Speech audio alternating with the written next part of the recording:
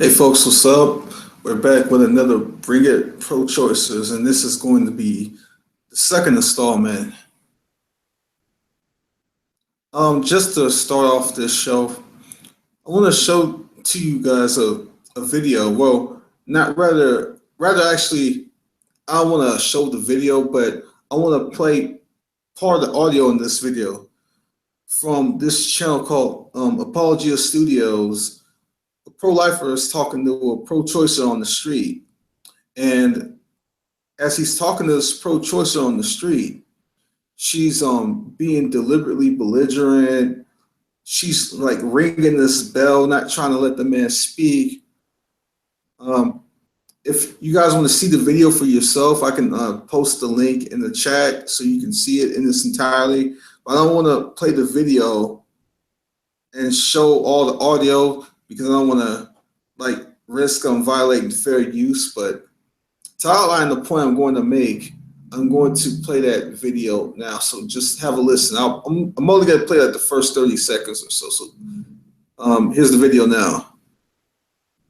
When a person is talking to you about your position, you come with a cowbell and you put your face into your smartphone because you have no ability to engage.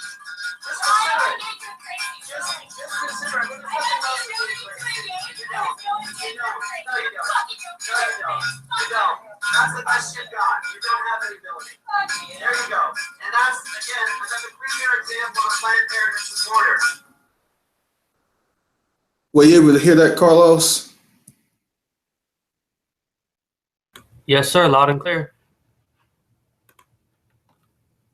This is the type of thing a lot of pro-lifers face on the street, including myself in my many years in being engaged in this debate. You'll have people out on the street who are pro-choicers who are not willing to engage and seriously talk about the issue. And although we see this quite a bit online as well, it's quite telling that you'll have people who are pro-choicers who are brave enough to even act like this in public. Mm-hmm. He was just trying to have a civil dialogue with her. And again, I'll put the full video in the chat for people who want to see it.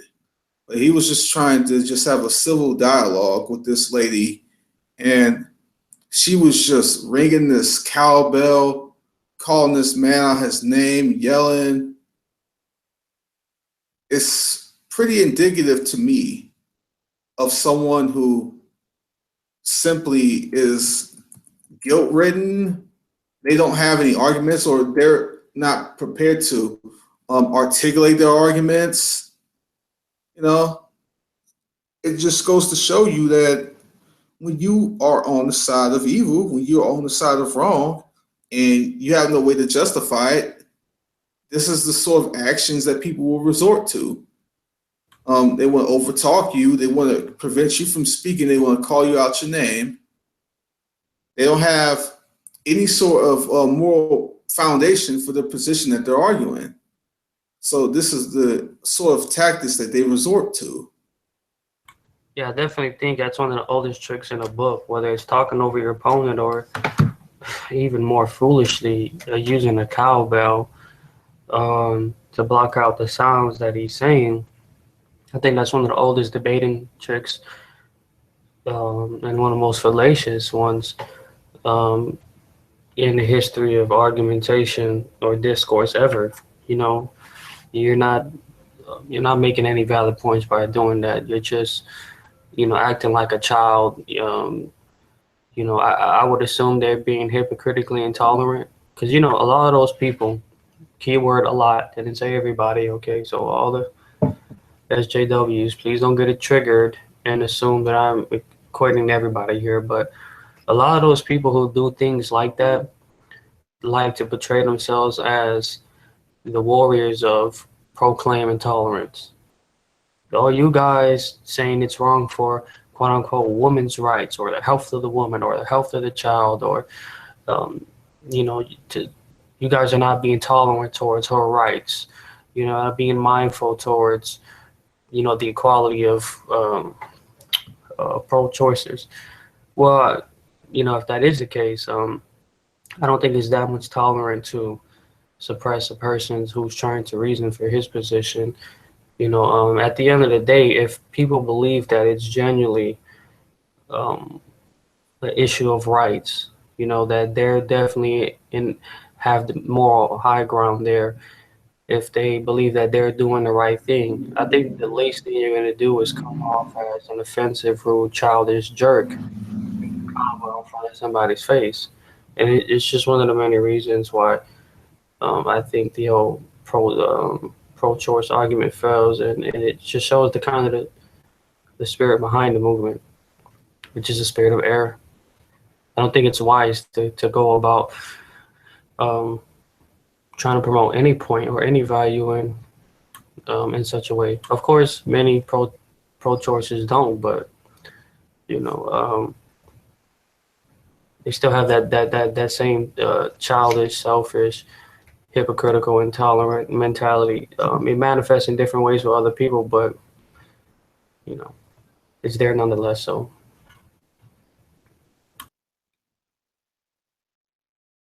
Yeah, I think that was well said, man. But this is the type of behavior that people want to resort to justify killing their own children when their conscience is convicted in such a way that they literally don't want to hear the other side. They resort to calling folks out their name, ringing bells, disruption. That's all it is. When you don't have an argument for your side, what you do?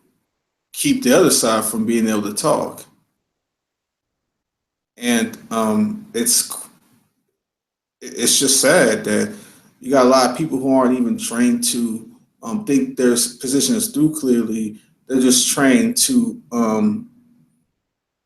words to other folks who have different positions than theirs. This is particularly quite indicative on those who would identify as like pro-choicers or social justice warriors.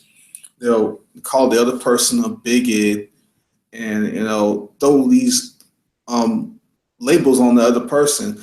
Their argument just turns into labels. It doesn't come from arguments. It isn't arguments. Their arguments or throw a bunch of labels out the other person, and that's the extent of how they argue. That's the extent of how they bring forth their position.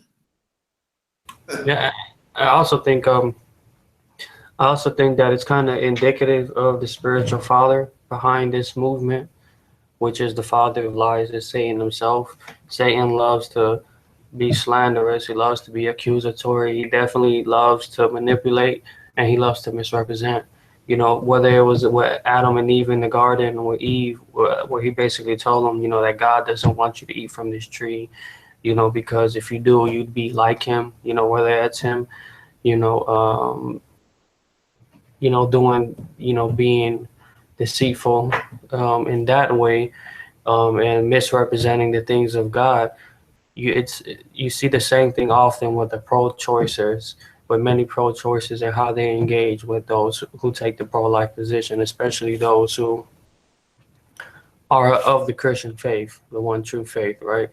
Which is basically like just like how Satan did in the garden, where he's misrepresenting God, manipulating the emotions of Adam and Eve. Many of the pro-choicers will put false labels upon people, like they're intolerant, they're inconsiderate, they're selfish, they're hypocritical, um, you know, chauvinistic. They're they give them just all these different type of slanderous labels when in fact that's the farthest thing from reality for true biblical um, pro-lifers.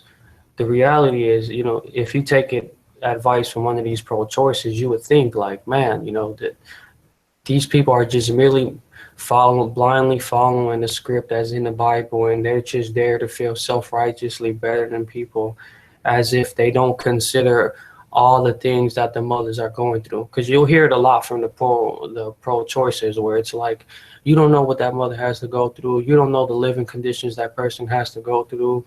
You know, um, but they're not considering that we take all these things into account. but we're just being more consistent in the fact that we don't feel it's right to repay evil for evil, or to, like in some cases where they try to bring up the rape issue, where it's like, okay, it's okay for you to murder your child if your child was basically conceived by a rapist, or it's okay to murder your child so that you too can suffer less on this world. We're not just like people who have no empathy or no sympathy, and we're not considering, the situations that people go through, because there are pro-choicers who have legitimate concerns. How's this baby going to eat? Where's this baby going to live? Look at the mother who had this child. Mother's a harsh woman, obnoxious, wayward, foolish. She's not going to raise the child, obviously, instructing them in righteousness and wisdom. And those are legitimate concerns. But none of them justify murdering that child. You know what I mean?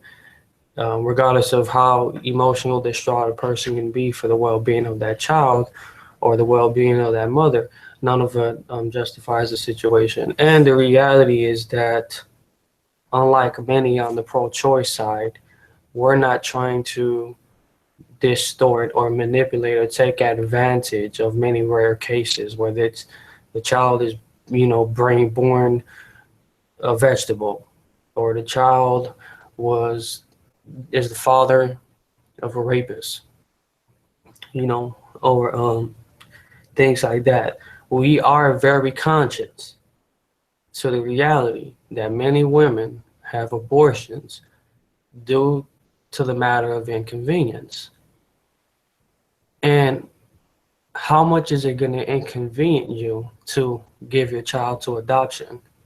If it's to the point where a woman can have a child and the love of the child is not strong enough to help, push for the survival of that child, to help do their best to raise that child, to love that child, to care for that child like a natural, normal mother, then why not sacrifice some time to give that child up for adoption? It's way, way better than, murdering a child. So, my argument is basically that we're not just people who like empathy or sympathy. We do understand all the different conditions and circumstances that a child, a mother, and a father can go through in having a child, and the difficulties that come along in this world and stuff like that. But does the same logic that many of these people use apply to murdering other people in real life, whether it be childs, whether it be teenagers, whether it be adults, whether it be the elderly? And oftentimes they're not, those arguments don't hold up. So we need to be more consistent in our points as well. And not And just the thing is, yeah, man, and the thing is, you can imagine if a Christian was out there, just ringing a bell and not trying to hear arguments from atheists. Let's say, you have people on the street discussing Christianity and atheism. If the Christian was getting questioned by an atheist and it was just out there just ringing a bell and yelling like that woman was, do you know how that Christian will be looked at? You know how that person will be looked at? They let that Christian have it. That Christian will never hear the end of it. And then they'll be saying things like, a quick example. I'll let you finish your thought. That person at that time, whether they're Christian or not, they're all of a sudden they're going to be familiarized with the Bible. All of a sudden they're going to be familiarized with the attitude and spirit of Christ. You're going to hear a million, that's not Christ-like. That's not like Jesus. Doesn't the Bible say A? Doesn't the Bible say B? We would not hear the end of it. Absolutely. yeah, man. They'll be like, well, this is the problem with you Christians. This is the problem with religion and things like this. And then they will immediately jump all over that as an opportunity to say that this is the Christian believing in things which have absolutely no basis in reality and evidence, as a lot of non-believers like to put it. And they wouldn't think this is rational by any stretch of the imagination. This thing that will bring more weight and evidence to the argument. So if they would apply that sort of reasoning to a Christian doing that, then they need to be honest and be like, look here, if you got pro-choicers out there who don't know how to think their positions through clearly and ringing bells and don't want to have a civil dialogue, then the same things they would say to if a Christian did that same thing, they need to say it to that lady as well, and others who do the same thing as her. Amen. Absolutely, brother. Very well stated. Um, yeah, man. It's unfortunate that much of that vitriol, um, is taking place for, like I said before, like for any conversation, period. Um, let alone a person who is trying to speak up for the rights, of a baby that's in the mother's womb. Trying to give it a chance, trying to fight for its right. You know what I mean? So, when we're talking about an issue of people's rights here, how valuable it is, how vital, how important it is, how emotional it can be, and so, how can I say, I can respect a person's position to the point where it's like, okay, I understand this is what you believe. I'm not going to shoot you in the head for it. Right. And, so we can respectfully agree to disagree. At the same time, because I understand, okay, you're coming from a position of fighting for the rights of people, or at least that's what you're saying, right? Because a lot of times they'll give up any type of excuse they can just to justify what they're doing, whether they believe that it's right or wrong. It's kind of like a politician who has somebody write a speech for them that's heartwarming and touches the emphasis and emphasizes unity and peace and all this stuff, but in reality, there's a whole bunch of warmongers in the back that want oil in that country, and we know this. A lot of pro-choicers, would use any type of argument, whether they're really convicted of that argument or not, to try to, prove the point or not feel guilty about the beliefs that they believe or the decisions that they want to make. But nonetheless, we're fighting for people's rights too. Whether you view the unborn or you view the child it's in the mother's womb as an actual person or not, we believe that we're fighting for people's rights. We believe that we're fighting for a type of equality as well. So it's very hypocritical for the person to believe that they're standing for people's rights and they're standing for equality, they're standing for the well-being of people. But when another person is doing the same thing, but they believe that they're doing the same thing, they get a whole bunch of cowbells rung in their face. So it's very much inconsistent. And I'm grateful for all those in Apologia Church. Summer White, the daughter of James White, who's also gone witnessing as well at abortion clinics and stuff like that. I'm thankful for Jeff Durbin and the whole staff out there in Apologia Church who takes their time to witness to people about this issue, because nobody, like I said, nobody's trying to go out there to self-righteously beat you over the head with the Bible. Whether you disagree or not, you should appreciate the fact that if a person believes this to be a person, if a person believes this to be wrong, if a person believes this to be murder, if a person believes this to be unhealthy, and they're taking the time to stand on that corner and dialogue with you and be in that uncomfortable, awkward position, willing to face persecution, willing to be condemned, willing to be cursed out of, shouldn't you respect that bravery?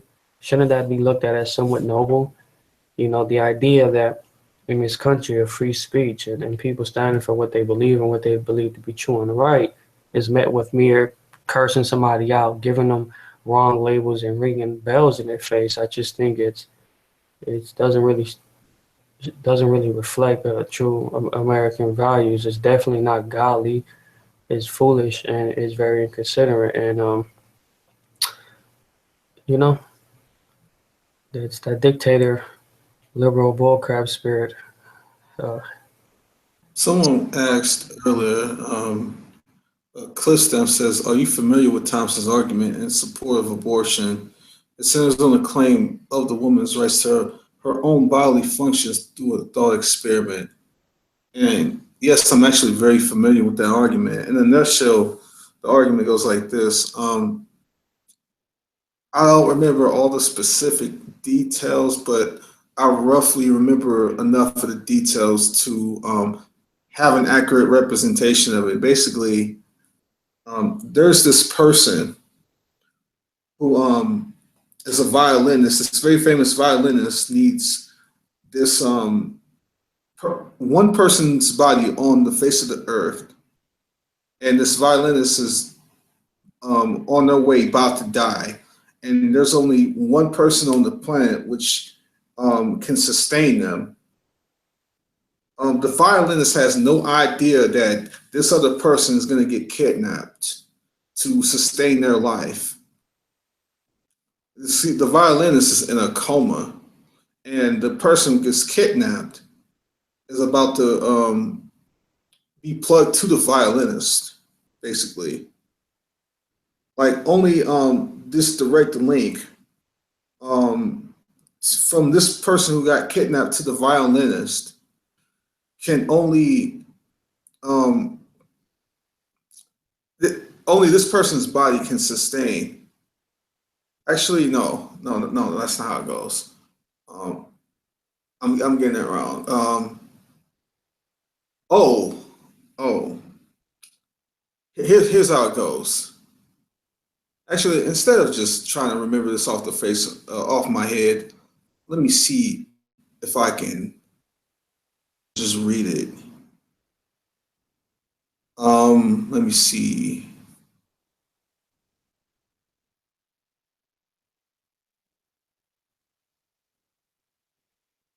Basically, it goes like this. Um, the violinist is the one that's in need. The violinist is going to die, and basically, you are the only one who can sustain this violinist with your body. So they kidnap you, and they link you to the violinist, and they say, "Well, here's the deal. If you sustain this violinist, and if you stick attached to this violinist, then you can save this violinist's life. But here's the deal: you have to stay on attached to this person for 9 months. The attachments that we put on you, you can't release for 9 months. If you want to save this person's life, you have to stick attached to the violinist for 9 months to go. But if you, of course, if you detach before then you end up killing the violinist.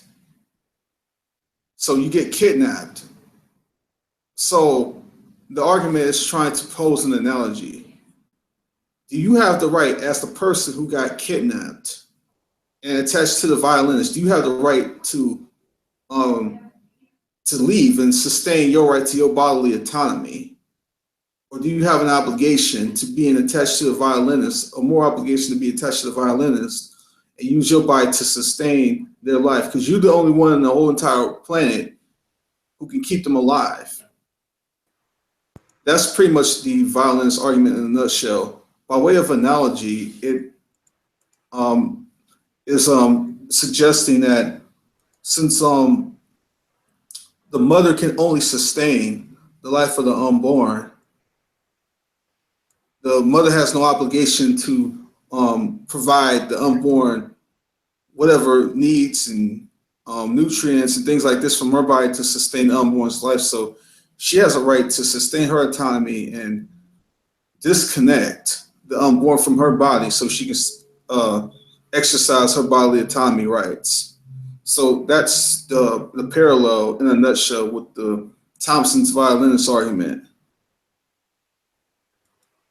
So yes, I'm familiar with that argument, but it falls on a number of different points. The reason why is, number one, you're a person who got kidnapped and attached to this violinist. You're basically a stranger.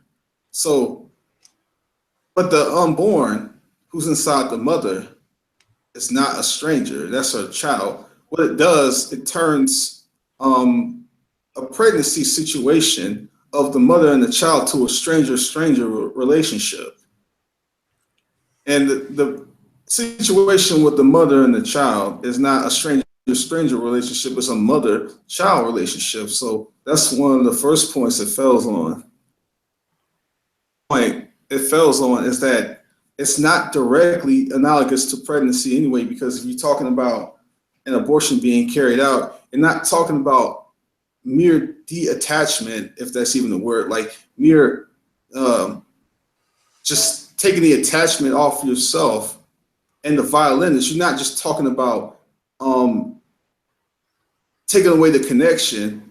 What you're doing is you're talking about actively killing that person. That's what you're doing. It would be more like if I was to kidnapped and then like in order to be released from the violinist, I crushed the violinist's head or something like that. And then I was released from him. It's like the deliberate killing in that sense. So it's not completely analogous to what you see with an abortion. It's not simply being released. The unborn is not simply being released from the mother. 1, 2, 3, 4. How many Negroes are in? Come on, dude. I was explaining a very serious point. You gonna tell me? Can I help myself, man? How'd it come in like that? It's all good. But anyway, to get back to my point, that's Black Pack, y'all. That dude was hilarious. But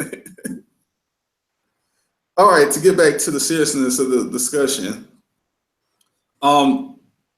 If the violent situation was directly analogous to the abortion situation, what would happen is I would be deliberately killing that person in order to free myself from the violinist. It's not just I simply take the attachment off myself and walk. It's not that simple.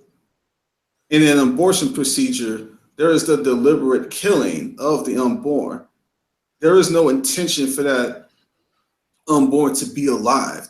They deliberately kill the unborn. So it's not simple. Not a simple matter if you just take the attachments off yourself, but you just actively kill this person. It's not. That's another place. Well, we can talk about that, but let me finish.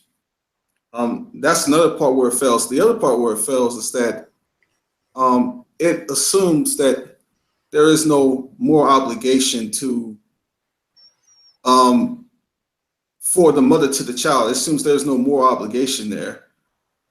And the thing is, if we can suggest that there's no more obligation there before the child was born, then why can't we apply that same argument outside and justify killing the child when the child is born, and also say there's no more obligation there as well? So although the argument in theory seems to be very powerful, it fails on a plethora of situations. I mean, it is disanalogous in so many ways, and it just doesn't work. But you were saying that the unborn is not a person, Brenda? That's right. A fetus is not a well, person. A fertilized egg let me ask you. It's not a chicken. A fertilized egg is not a human being. Oh, the egg and sperm argument. Right. Yes. But can you hear me? Right. Yeah, I heard you. Right. You're right. Right. At the fertilization point, you are dealing with a human. No, you're not. And why not? Are you aware that if you look at stuff like phylogeny and cladistics, that a descendant from one's previous species, if you will, one's previous thing, in other words, if you have an entity which is a descendant from another entity, it's the same entity. Like you got the human parents, which You believe in evolution now. reproduce offspring, right?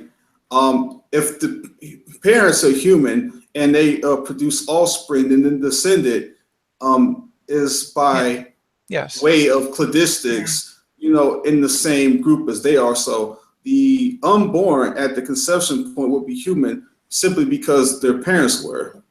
Yes, a fertilized human ovum is a fertilized human ovum, but it is not a person.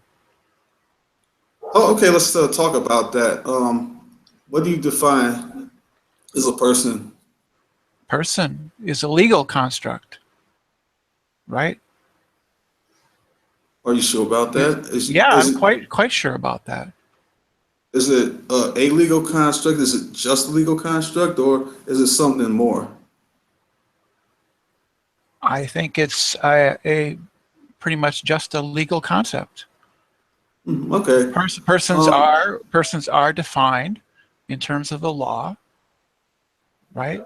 You're not a person until you're born. And the law says this? Yeah, that was the basis of the Roe v. Wade decision. So the whole basis of that decision is that at 28 weeks, up until 28 weeks, the developing fetus is not a person. So what Well, about isn't that a direct contradiction with what you just said? You said you're not a person until you're born, but 28 weeks Well, is way you're before not you're born. you don't have, well, okay, you don't have legal rights and responsibilities until you're born. You know, Okay, so are you going off the 28-week point, or are you going off birth? but 28 weeks is the decision point at which any pregnancy can be terminated.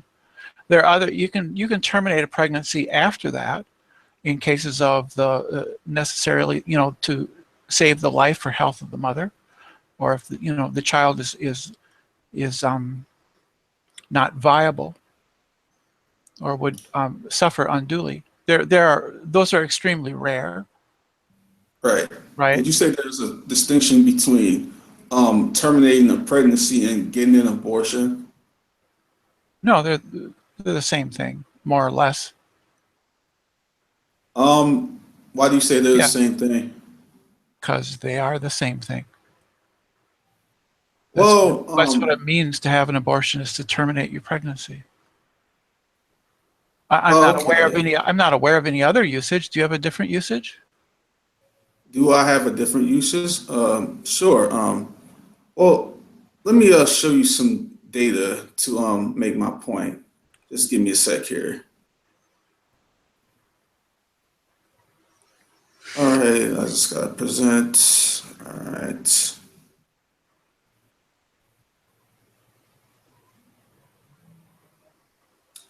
Here's what Professor John Bonnet, the then chairman of the Institute of Obstetricians and Gynecologists, testified before a high-power Oireachtas committee. It would never cross an obstetrician's mind that intervening in a case of pre-eclampsia, cancer or cervix, or ectopic pregnancy is an abortion. They are not an abortion as far as the professional is concerned. These are medical treatments that are essential to save the life of the mother. So basically what he's saying is that although you do have situations in which terminations can happen, they aren't necessarily categorized as abortions. So Didn't you say that? Didn't you say that life begins at the moment of conception? Yes. Right. So what is an ectopic pregnancy? Isn't that killing? Isn't that killing an unborn life? Well, not according to what that doctor just said.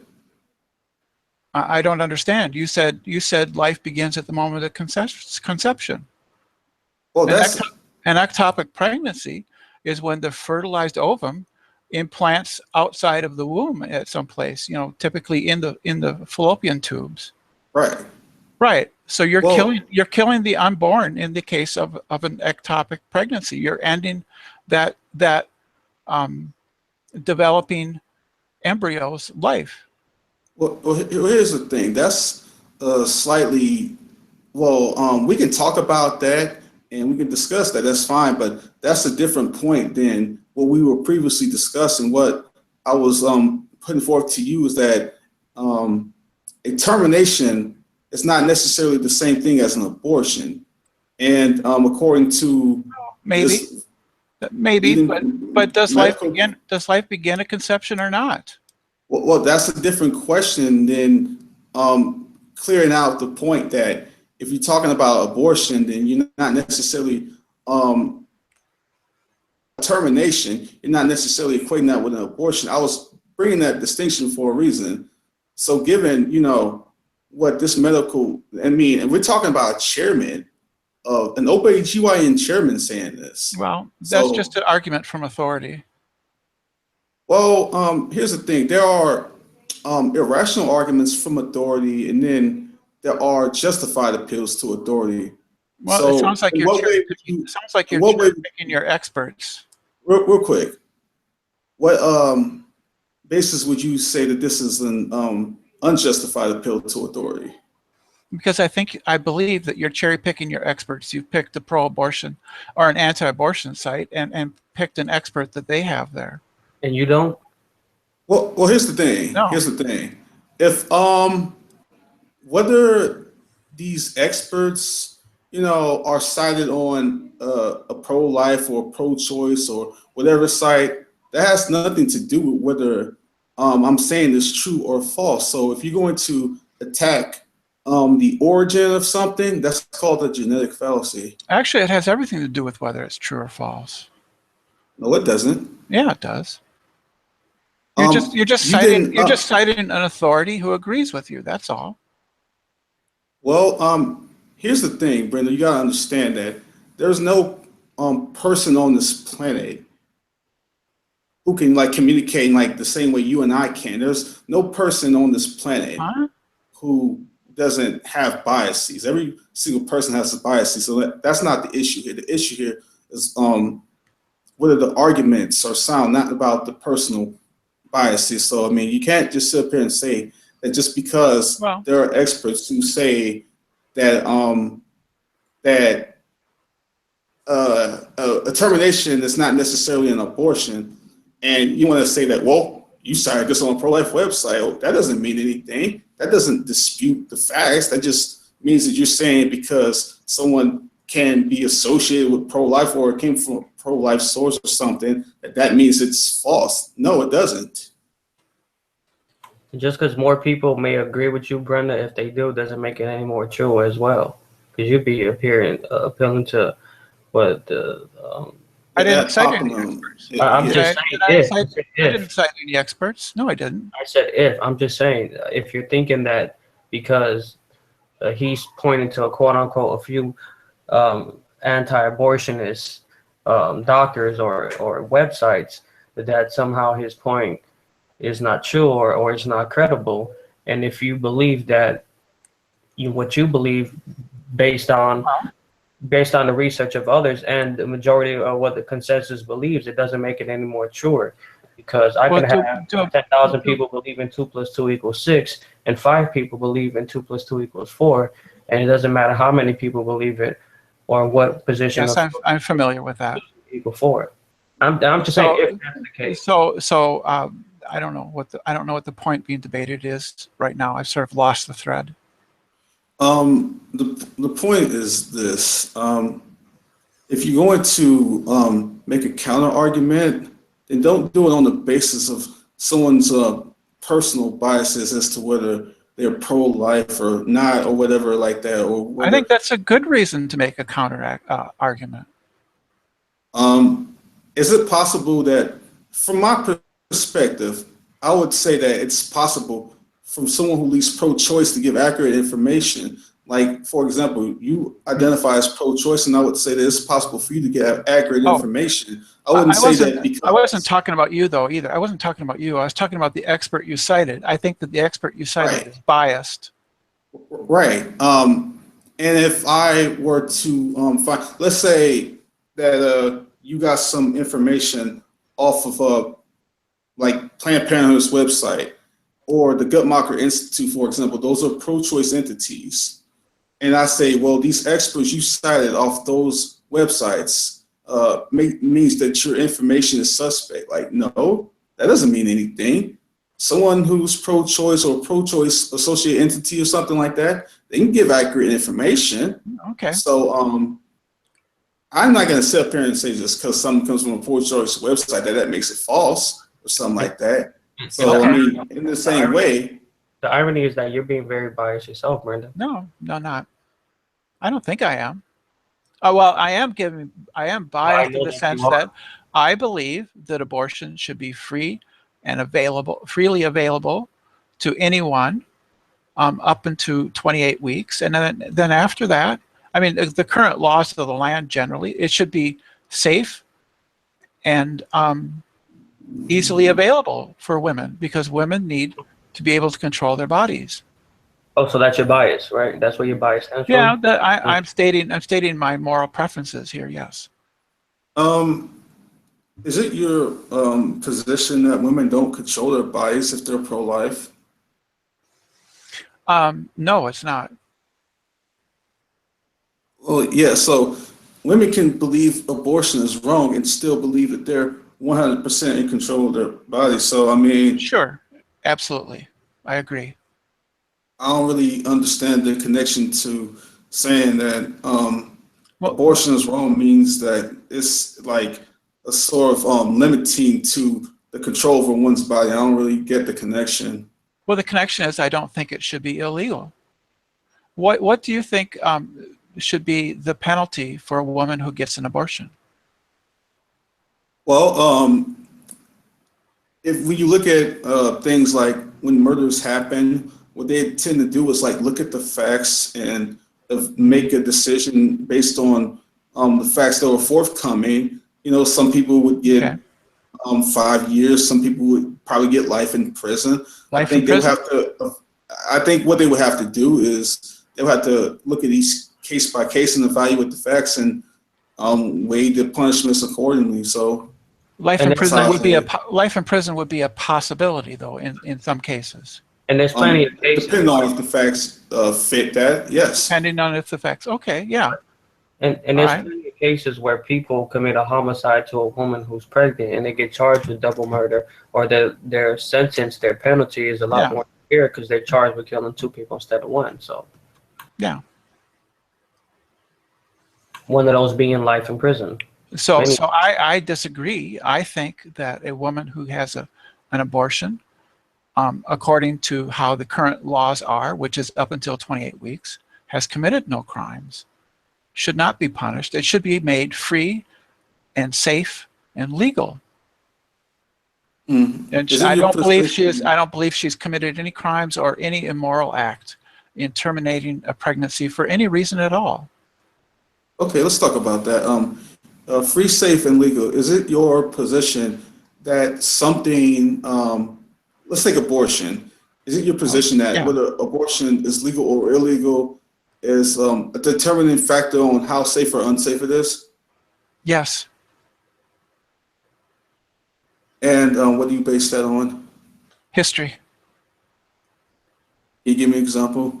Well, when it was illegal, women sought abortions anyway because they were desperate, and they engaged and they sought out and had unsafe, unsanitary abortions that often resulted in their own lives being taken due to infection or other complications or hemorrhaging or other issues. Because women need to be able to have abortions, and if you make it illegal, they will seek it out anyway. Okay, so you're referring to what is called the back alley abortions, I'm assuming, correct? Yeah.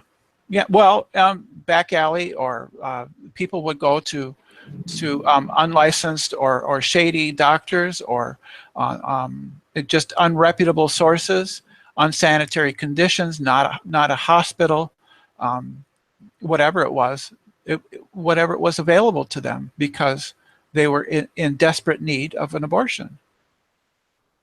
Well, I'm not saying that dangerous procedures did not happen prior to the passing of abortion on demand and Roe v. Wade. I'm not saying no dangerous things ever happened prior to then, but are you aware that this idea about these plethora of women, dying on this massive scale prior to the passing of Roe v. Wade. Are you aware that that's not based on any sound evidence whatsoever? No, I'm not aware about that. Why don't you educate me? Sure. Let me screen share some data for you. Here's the thing. If we talk about back alley abortions, check this out. The truth behind the argument, though, is quite different than the pro-choice claims will have you believe. For one, the forerunners of the modern pro-choice movement would disagree with the assertion that abortions were unsafe prior to their legalization. In 1960, that's not the claim. Well, let me finish.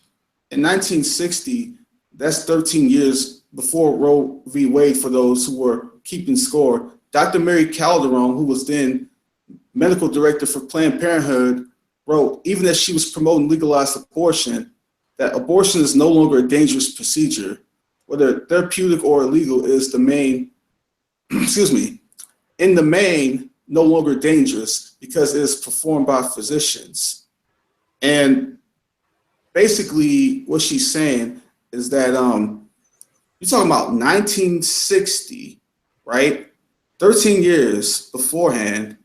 And she was like saying that, oh, abortions aren't dangerous. And the thing is, there's also data to support that prior to the passing of Roe v. Wade, that you wouldn't have these women dying in these huge numbers, like they were saying, that they were actually done by medical professionals who were well respected in their communities. No, they weren't.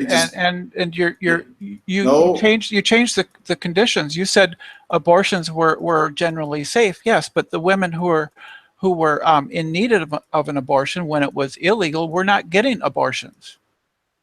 Not medical abortions, not from medical doctors. They were getting them from ordinary people, or from quack doctors, or from unlicensed caregivers, or things like that. So you didn't actually address the issue, which was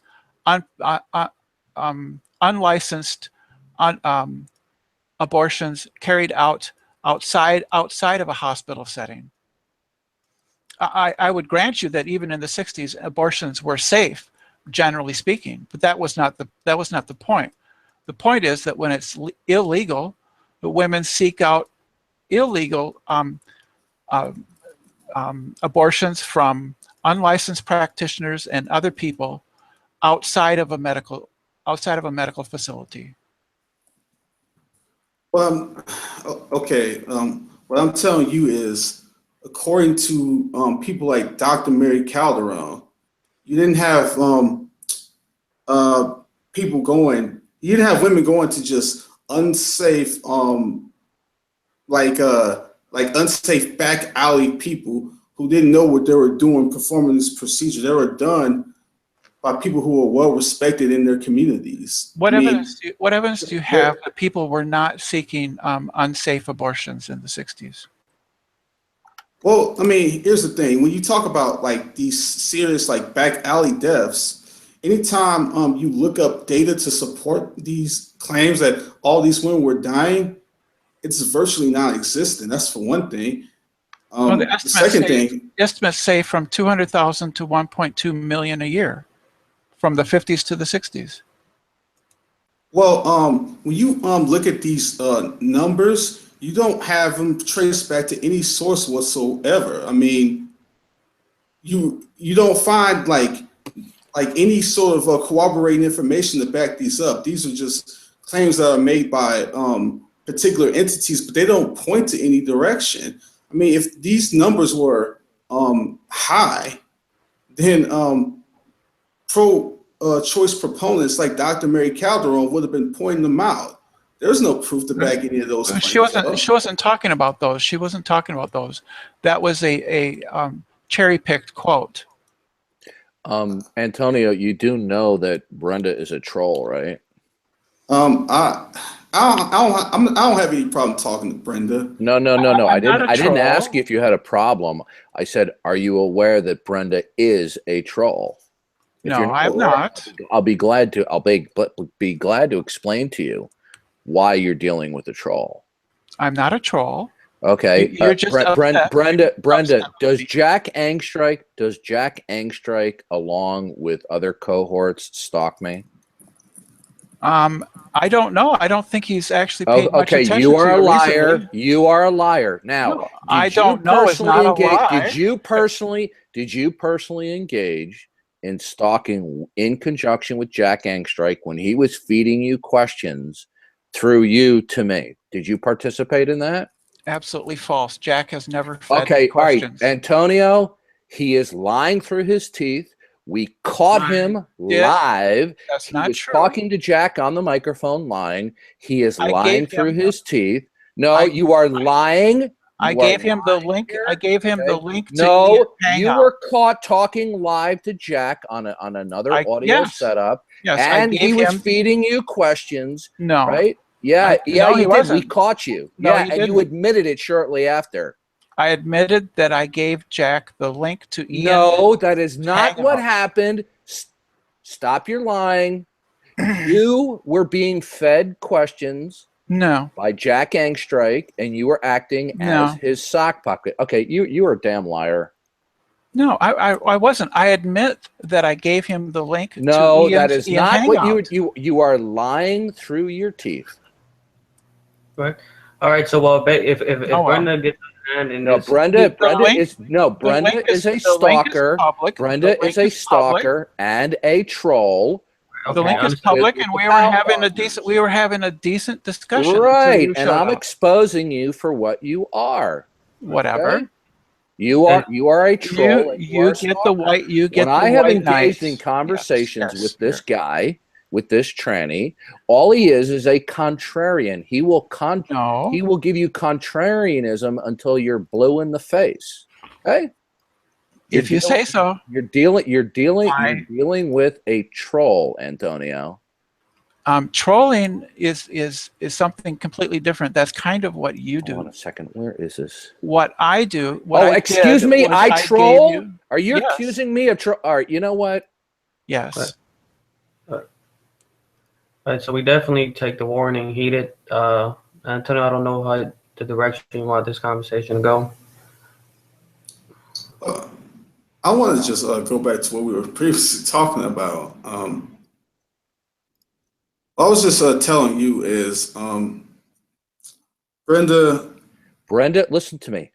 Brenda is a troll and a liar. You are being lied to. Okay? When Brenda gets into conversations, I'm telling you, Brenda is notorious. What Brenda will do will just simply deny what you say just for the sake of denying it. Okay? All right. Did you remove her? Yeah, I removed. No, I didn't. Him, not her. Him. Okay, I booted him. He is lying through his teeth. He's lying through his teeth, and he has acted as a stalking surrogate for Jack Angstrike. Okay. Now, this is a fact. This isn't my imagination. This isn't my speculation. He is a stalking troll, and now he's lying. And when people cross certain lines, they should be persona non grata. Okay? Now, would you allow Jack Angstrike in here? Well, no. Okay. Would you allow one of his close surrogates or sock puppets in here? No. I mean, I wasn't aware that. Okay, Brenda well, was you're aware. associated with You're aware now. And by the way, I have given Brenda the benefit of the doubt dozens of times, but Brenda got caught stalking and trolling for Jack Angstrike. Okay, and now he's lying about doing it. What happened was he was feeding the audio to Jack, and then Jack was feeding him questions. Okay, in order to do the obstructionist game. That guy, Brenda, should not be allowed in these hangouts. Should be blacklisted.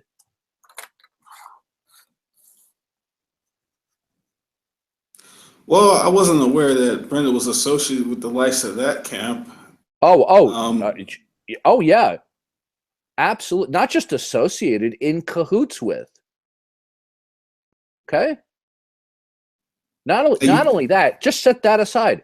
Brenda is a troll. Brenda will just be a contrarian to anything you say. Let me give you an example. I'm going to ask you a very simple question, Antonio.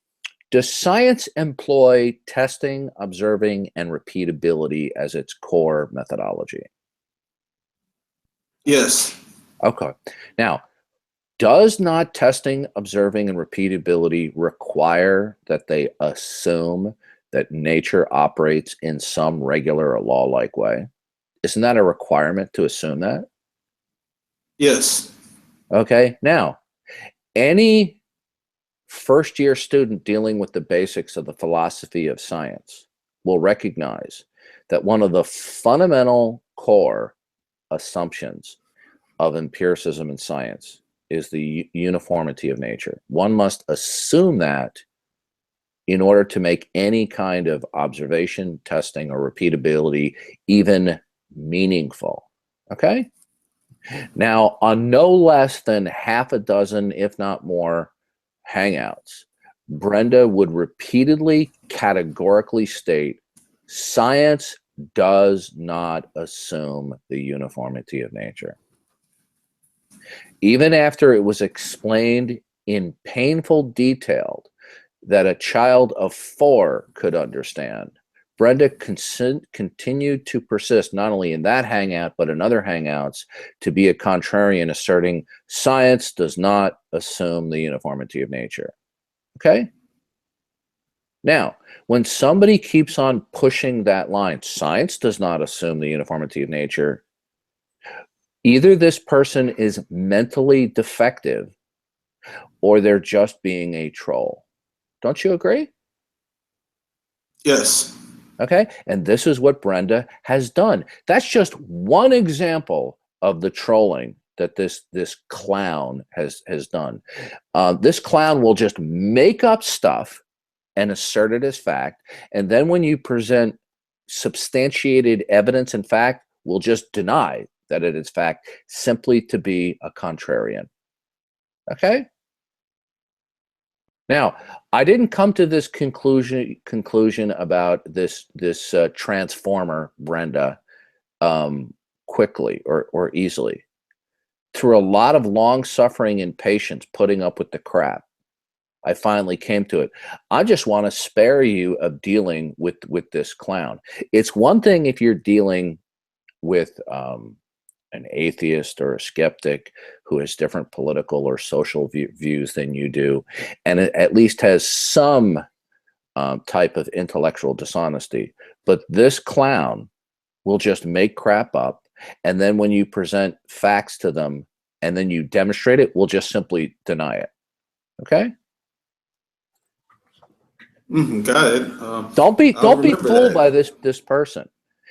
Okay, and just the fact that this clown was acting as a surrogate for the pal stalkers, that should be enough for you to know that this person should be persona non grata. Okay? Well, I remember that. I wasn't aware. I mean, I've had my conflicts with Brenda in the past, but I wasn't aware that Brenda was associated with the likes of those people. Oh, yeah, and what I described to you is only scratching the surface of Brenda's trolling behavior.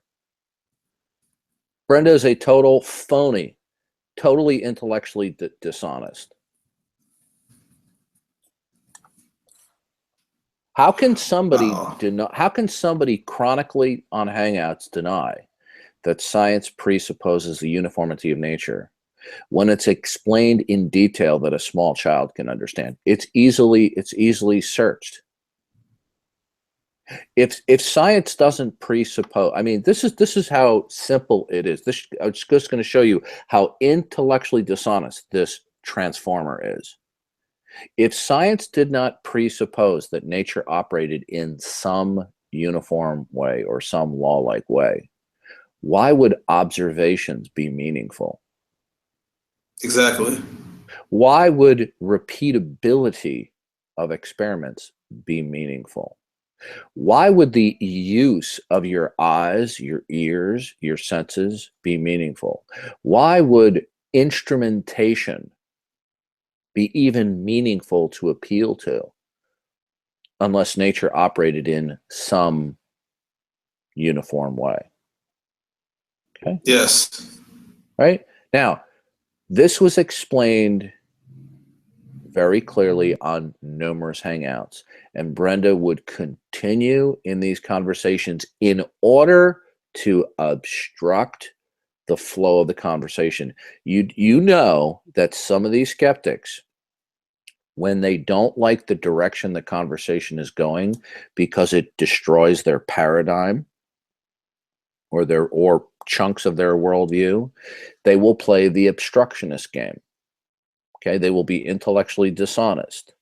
They will lie about uncontroversial issues such as that science presupposes uniformity of nature. Now, when somebody engages, you see, Brenda won't, with certain people, show his obstructionist cards right away. But over time, it comes out. And you see, we should have a zero tolerance standard for trolls like that. I got you. Yeah. Yeah. I'm gonna remember that next time. The guy was my actually hangout caught. to the The guy was actually caught reading questions or taking questions from the pal stalkers on a live hangout, and we heard him because he thought he had turned his microphone off, and he started conversing with the pal stalkers. Okay. Yeah. I'm gonna remember that because I could have been potentially dealing with a lot of trolls with Brenda in here. Yeah. I didn't even know that. Now there are plenty of people that I butt heads with, Antonio, that frustrate me to no end. Okay, I don't call them trolls, right?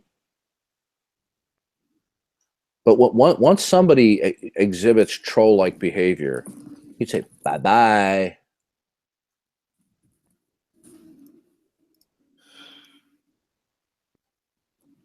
See, what I can't stomach is when this clown lies right on live YouTube, just lies that he was not taking questions from the pal stalkers and acting as a surrogate stalker. Yeah, Right? I had a huge chance that was a tranny we were talking to, man. I'm like, that voice is too deep for a woman, dude. It's not a woman. It's a guy. I know it's a man, but He's a transvestite. He's a transvestite.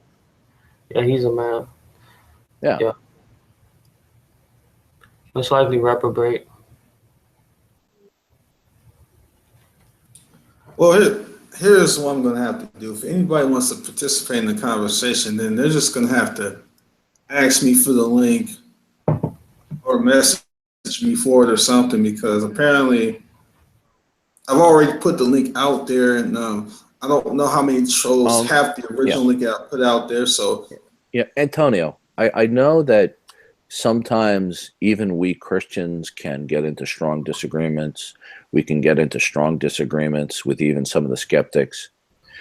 But when we have a small group of individuals that we discern through experience who are just blatantly lying just for the sake of obstructionism while making a pretense of debating, what is the point of conversing with them? Okay, Right. you see, just keep this in mind. There are some skeptics, their only goal and purpose is to obstruct the conversation, because you see, a stalemate in the conversation is victory to them, right? Now, I'm not saying that's true of all skeptics, but there's a certain number of them that do that. This is what this clown does. Okay. So I have some atheists here that I'd like to add, but let me just run a few by you right quick. Wait, who is Darwin? I mean, Darren. Who is Darren? Oh, sorry. Okay. Well, hang on. I mute that. No, people are asking for a link.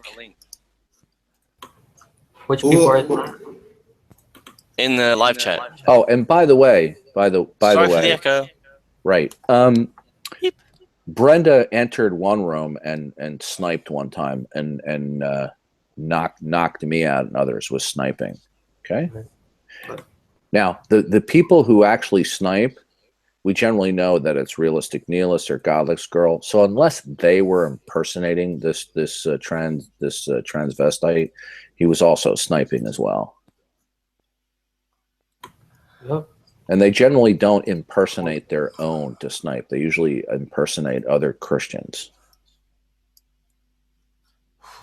Keep quiet because I'm talking, guys. Go play. Yeah, Darren, do you have a particular position on this issue? Have you been listening? Hello. Can you hear me? Hello. You can't hear us? I can hear you. I'm not sure. I can hear you clearly. Ah, awesome, fantastic. No, people in the live chat were asking for a link, and I remember seeing the link, but I couldn't scroll up to it. It probably So I scrolled was down. wondering if Probably scroll to where you can't get it. I'm not gonna put it out there anymore. If they want to come in here, they gotta request it. Oh, sorry. No, it's not. It's not a big deal. But I was just wondering, do you have a position on this issue? I do. Which is? Oh, basically, it basically comes down to the women's rights. The women should be sorting this stuff out. Men basically sit down and shut the fuck up. Oh, sorry. All right, let me ask you a question, Darren. When you use the word rights, does the word right presuppose some type of statutory basis? The whole range of why have I got an echo? Terribly sorry about that. Yeah, the whole range of things. Okay. Now, are you referring to the abortion issue from within American jurisprudence? No, since I'm not American. Okay, so we would only be speaking from what the American laws are, since we don't know what the laws are in the United Kingdom. Okay, but even if you could, when you say they have rights, the word rights presupposes a statutory basis, right? Mm-hmm. Okay. Now, before we move on, just so we can understand, what is your basic worldview? Are you a theist, an atheist, an agnostic? What? Non-theist. Okay, you're a non-theist. Okay, so when you say somebody has rights, you're appealing to the laws in what, Great Britain? No, actually.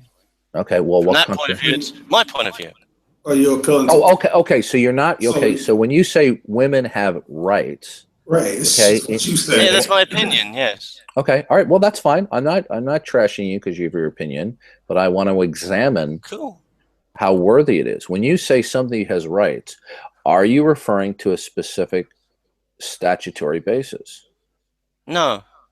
Okay, good. Then then no such rights exist in your worldview. Right. Like, where are you getting this rights argument from, man? Because you see, as because we're Americans, it's our cultural heritage that when we separated from Great Britain, we wrote the Declaration of Independence, which states that we are endowed by our Creator with certain inalienable rights. Okay. Now, I'm just quoting you what it says. I'm not saying that I'm advocating that.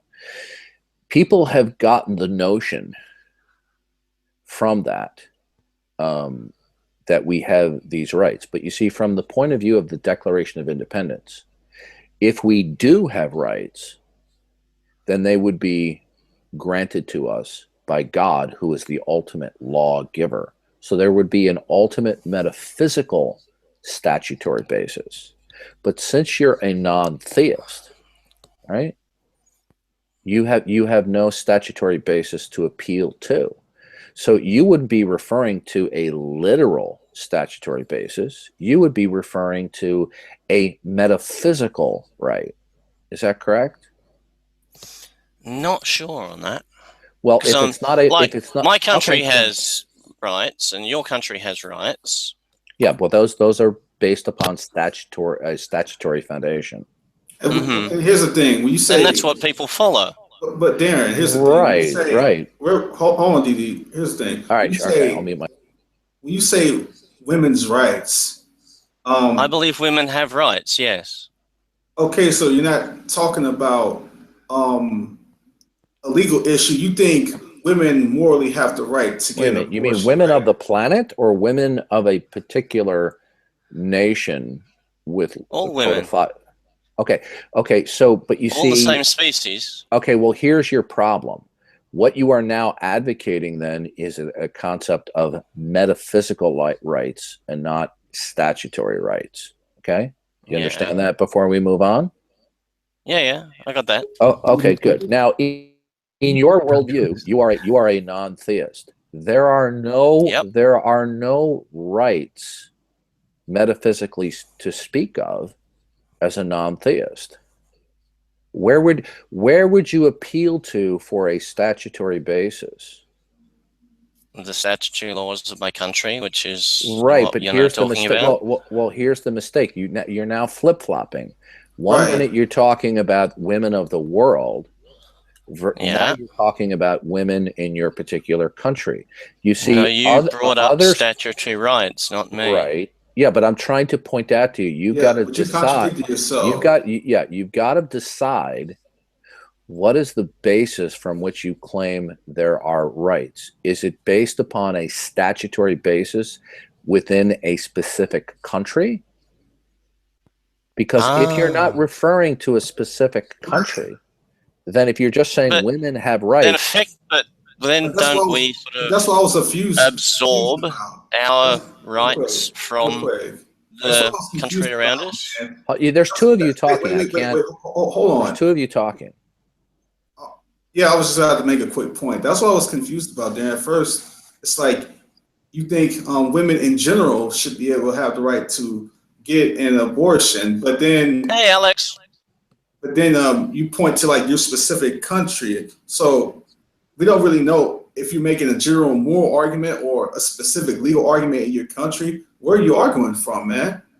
Yeah, where Ah. did these rights? What is the bases of these rights? For example, if I said to you, I have a right to do X, Y, Z in the state of Texas, okay, and you say to me, well, how is it that you have that right? Well, then I could point to a statutory basis, okay. Right?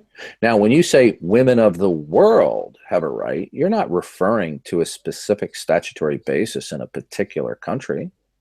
Oh, true. You're, That was just the opinion. Yes. okay. Well, is there a basis for you to say women of the world have rights that are Yes, I global? suppose that would have been an outgrowth from my adopting the statutory rights of the country. Well, but you see, And then the seeing laws in how your everyone country interacts don't. Well, your laws don't with apply everyone in else. this. Well, you see, your laws don't apply to other countries, Yes. unless of course somebody But decides people's to engage in some mutual cooperation of some kind. Right. right. It's not like every I'm going to ask you a country. question. It's not like every single country If a bunch of has rights. men and women crash on a desert island somewhere that's not owned by any country, when the women are on that deserted, excuse me, I said deserted island, do those women have rights to abortion there? They still have rights, being people. Okay, what is the rights presuppose a statutory basis? Where do you? Well, no, in your current example, they're outside of that. But you're moving. But Right, you're moving all over the place. you're not understanding moving. this unless you're speaking of a particular country that has a statutory basis and some type of enforcement. Then there are no rights to speak of, since you are a non-theist. Now, since you are a non-theist, you're not able to appeal to a supreme lawgiver who globally could grant people some type of metaphysical rights. But you're a non-theist, so you can't do that. So if you're going to appeal to rights, you're going to have to appeal to a specific statutory basis. And unless all the countries of the world have the same identical laws, then you can't speak. Okay, remove Joe. He's one of the pal stalkers. I'm not for pal talk. Continue talking. It's fine. Yeah. Remove him. He's one of the pal stalkers. Okay, so so Darren, when you say women of the world have rights, based upon what? That was my opinion. Okay, but what's it based upon? As I said, possibly my education, background, learning from the country in which I live. So it's not meaningful to say women of the world have rights unless you can appeal to a statutory basis. He's speaking of morality as though it's absolute, even though his own atheism doesn't justify that behavior, which is only further proof that God actually wrote his law on everybody's heart. You remember, did you ever see Dirty Harry? Exactly. Okay, hold on. Darren, did you ever see the movie Dirty Harry? I have. It's quite good. Okay, do you remember? Well, good. We have something in common. You remember when he shot the kidnapper in the football stadium? This is the original Dirty Harry, and we're talking about the psycho killer. No. The original Dirty Harry movie. Yeah, he was running across. Killer. He running across the football field, and he shoots the guy. And then he walks over to the guy, and he starts stepping on the guy's leg where he had been stabbed in order to inflict pain, in order to get the information where the kidnapped girl was, in the hopes of saving her life. And the psychopathic killer just looked up at Harry, saying, "I have rights." Well, rights have to be based in a statute in a given sovereign territory. So you can't speak of global rights of women. Okay, if you want to say women have a right to do this in the United Kingdom, or women have the right to do that in New Zealand, and if there's a particular statutory basis and an enforcement mechanism, well, then you might have a point. Let me ask you a question, Darren. If you have one country which says abortion is illegal and another country which says abortion is legal, what basis, by your argument, can you say the one that doesn't agree with your personal opinion is wrong? I don't. You don't? Nope. Because the other country in your example is not my country. I get that. Oh, so basically, are you saying that if other countries, like for example, it's like other countries cut people's heads off. I think that's wrong, but in the other countries, obviously, that's right. Wait a minute. So well, why is that wrong? What standard would it violate that would be binding and obligatory? Well, within my country, it's against the law. In the general populace, at large, you've got the golden rule. So, taking life is wrong. So if somebody cuts off somebody else's head in another country, it's not violating your country's law. So it That's very true. Wrong. Then it wouldn't be wrong then. Right, it's not wrong. It's about what's legal. It is in my country. Right, but the cutting off of heads isn't taking place in your country. Right, it's not a moral problem. I've had this conversation with Darren for hours, Dawkins. It's not going to go anywhere. So it's not. Well, I'm just pointing out I'm that still trying to work out Darren wants to globalize his ideas of morality as a non-theist. But what morality is binding and authoritative, Darren? Can I take issue with your last statement, sir? Sure, go ahead. I take issue with it. No, I didn't say that. But you're making no sense, though, man. You said I'm not actually here to make sense. I just you stated that there were global. You stated there were global rights. So no, can I sir, real quick. Right. If you're gonna be in my room and you're going to engage in this discussion, when you get pressed on your position, you need to be honest and professional and participating in questioning when your position gets examined.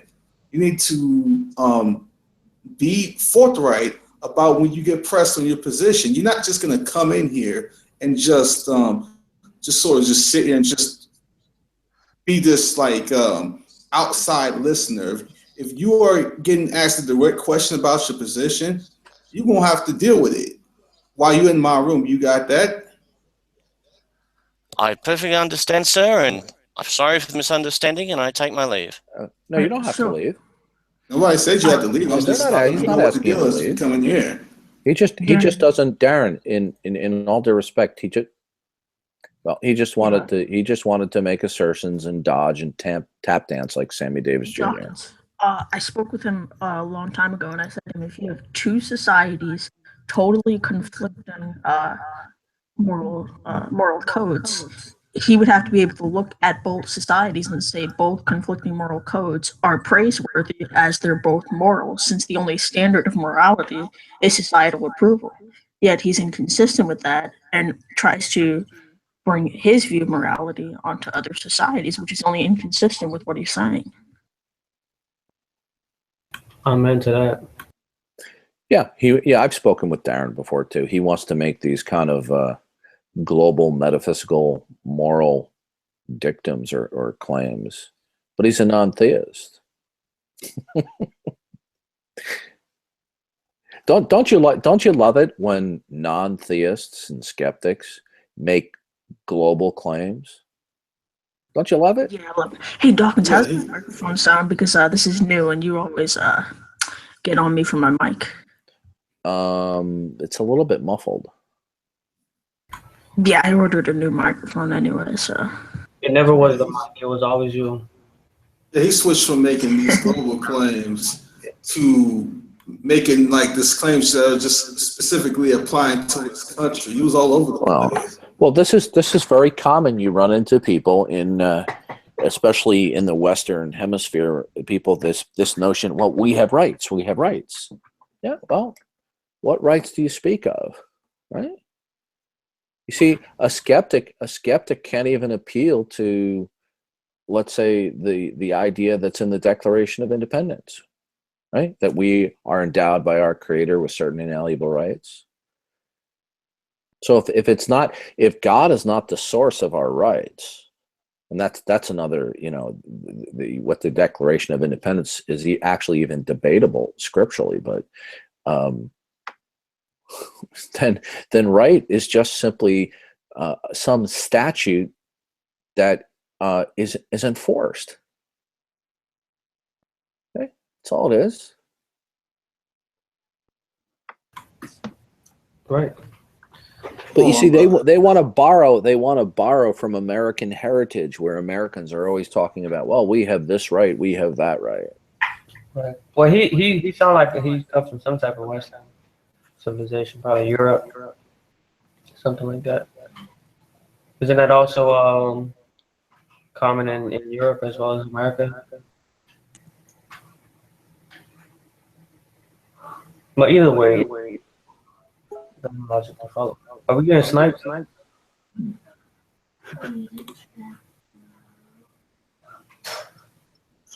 What was that? I think people have tried to snipe, but we've got them.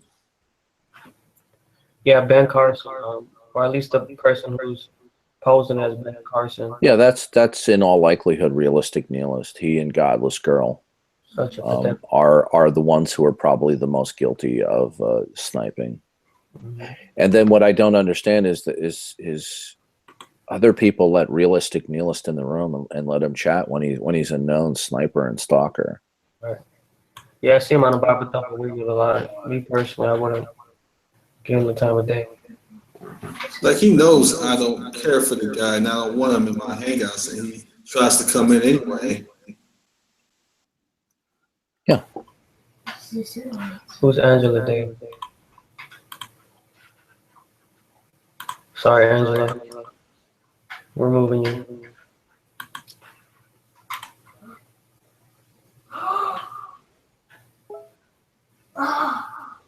Jay, quiet. Yeah, I always thought that was, isn't that called utilitarianism? Like society rule? Society decides like what's right or wrong? Or trust, you got to get closer to your mic. It sounds like there's a towel over it. Okay, can you hear me now? Yeah, it's a little better. Uh-huh. Chase. What else was I gonna say? Oh, No, let's take for example MP. Okay, I like MP. He can be immensely frustrating to deal with. He has poor listening skills. He makes the most ridiculous arguments. But I do not pick up that he's trying to be a troll or be an obstructionist. When he says things, he's sincere. He's not just in there just to, throw a monkey wrench into the gears.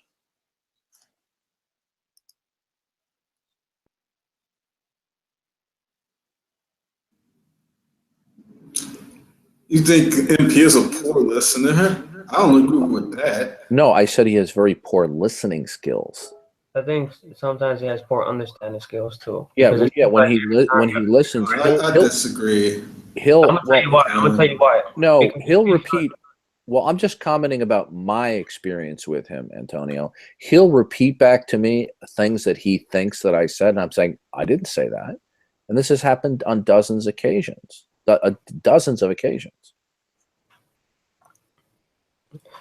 Yep.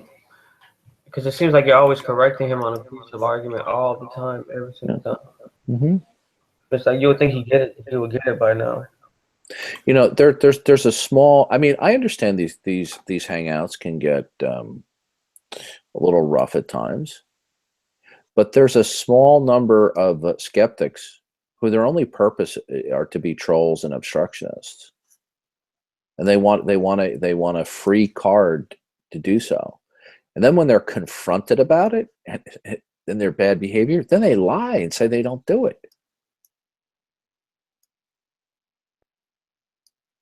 Well, we're looking for pro-choicers. If you're a pro-choicer listening to this conversation, request for the link through G Plus or through a YouTube message to me, and we can have a conversation. Does anybody have a problem with Seth McMullen? With who? With Seth McMullen. Seth's a troll. No. Seth can come in though. I want to see pro-choice. Yeah. Anyway, I got to make a phone call. All right. And enjoy the troll, Seth. Seth is definitely a troll. Yeah, I think I can have some fun though. Well, that's like sticking knitting needles into inflamed hemorrhoids. If you enjoy it, go for it. That was pretty funny, but it was definitely. That's why I asked. No, for you YouTubers, tech snipers out there. If you had heard, I got a phone call about 15 minutes ago, and I didn't answer it because I was speaking on the phone. I have to return that phone call. I don't you love it? People say I run. No, that's funny. I know. Who's Helena?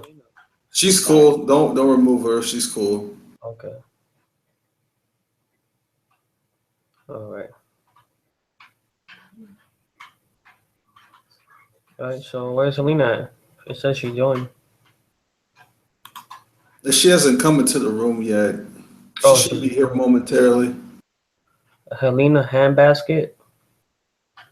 That's her I name? think it's pronounced Helena Handbasket. Like when people say go to Helena Handbasket, I think that's just a play on words with that name. All right, I get it. But she's not a troll though. Why did Josiah leave the hangout?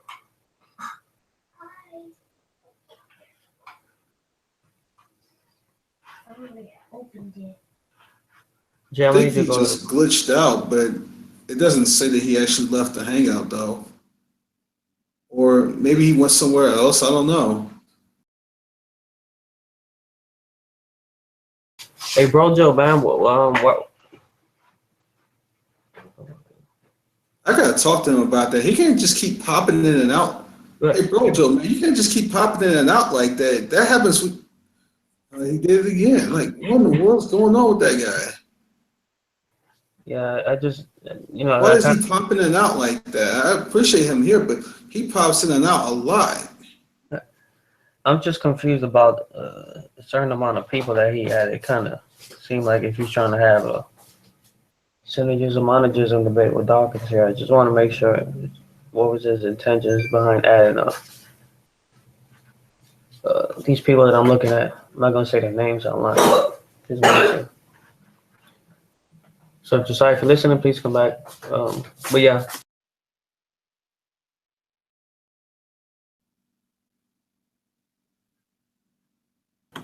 Hey, you know what's crazy, man?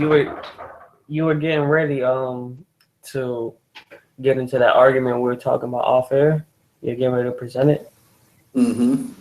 You're ready to break it down, and then the he she got into it with Dawkins and whatnot. Yeah. Yeah, the thing is, Dr. Mary Calderon completely contradicted what Brenda said. It's not true that all these women were dying in these back alley abortions. It's just no data to back it up. The data doesn't ever point to anywhere or to anything. It's just a bunch of claims, but you can't really find out. Like when you try to like draw the deaths, these alleged deaths to where they come from, they're not sourced from anywhere or anything. Yeah, I definitely agree with Dawkins, man, because I always see Brenda. I always see him in the or Brenda, whatever his name is. Yeah. All right, I'm back for a few minutes. They didn't answer, so. Oh, awesome. Yeah, I always see Brenda. I don't know how long I can stay because if they call me back, I'll have to go. But sure, no problem. Yeah.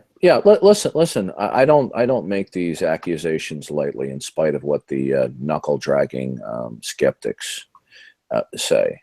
When I label somebody a troll, it's because they have a long history of trolling behavior. It has nothing to do with them having superiority of debating skills or information. It's because of their chronic bad behavior. Hey, who is List? Who is List? Let me know. Hurry up. You don't know? Okay. We're moving. No. Wait. Oh, too late, dude. Too late. I'm sorry, man. Too late, dude. I could add him back. I don't know. Forget. Don't worry about This it. list is in here. Hello, List? Are you there? So I got It sometimes takes a little bit of time for them to actually drop out. Okay, I'm sorry, man. List, if you're listening, but did you give him the link, Antonio, or how did you get the link? I think well, hold on. Yeah, the link hasn't been visible for a while, so the people who are previously in here were probably given it by one of the trolls. Okay. All right, Alex, you were saying something? Xbox. Who's it? You know, don't boot him out. Don't boot him out. Cool. Is that the real Xbox though? Yeah, it's the real one. I invited him. Yeah. Okay. Yeah. You'll know it's the real Xbox by his super sexy voice. It's a sin to lie. Wish I had a super sexy voice. I hate listening back to my own voice on these videos. So Xbox, is today the day you're gonna repent and believe the gospel, man? I doubt it, but you never know. There's still some time left. It is. Tomorrow's not promised, so please consider today, please, or tonight, wherever you are. Yeah, absolutely. I appreciate you saying it because it's a good reminder to have. Thank you, man. Why don't you say that? So, what are y'all talking about tonight? I just got to listen briefly before I jumped in.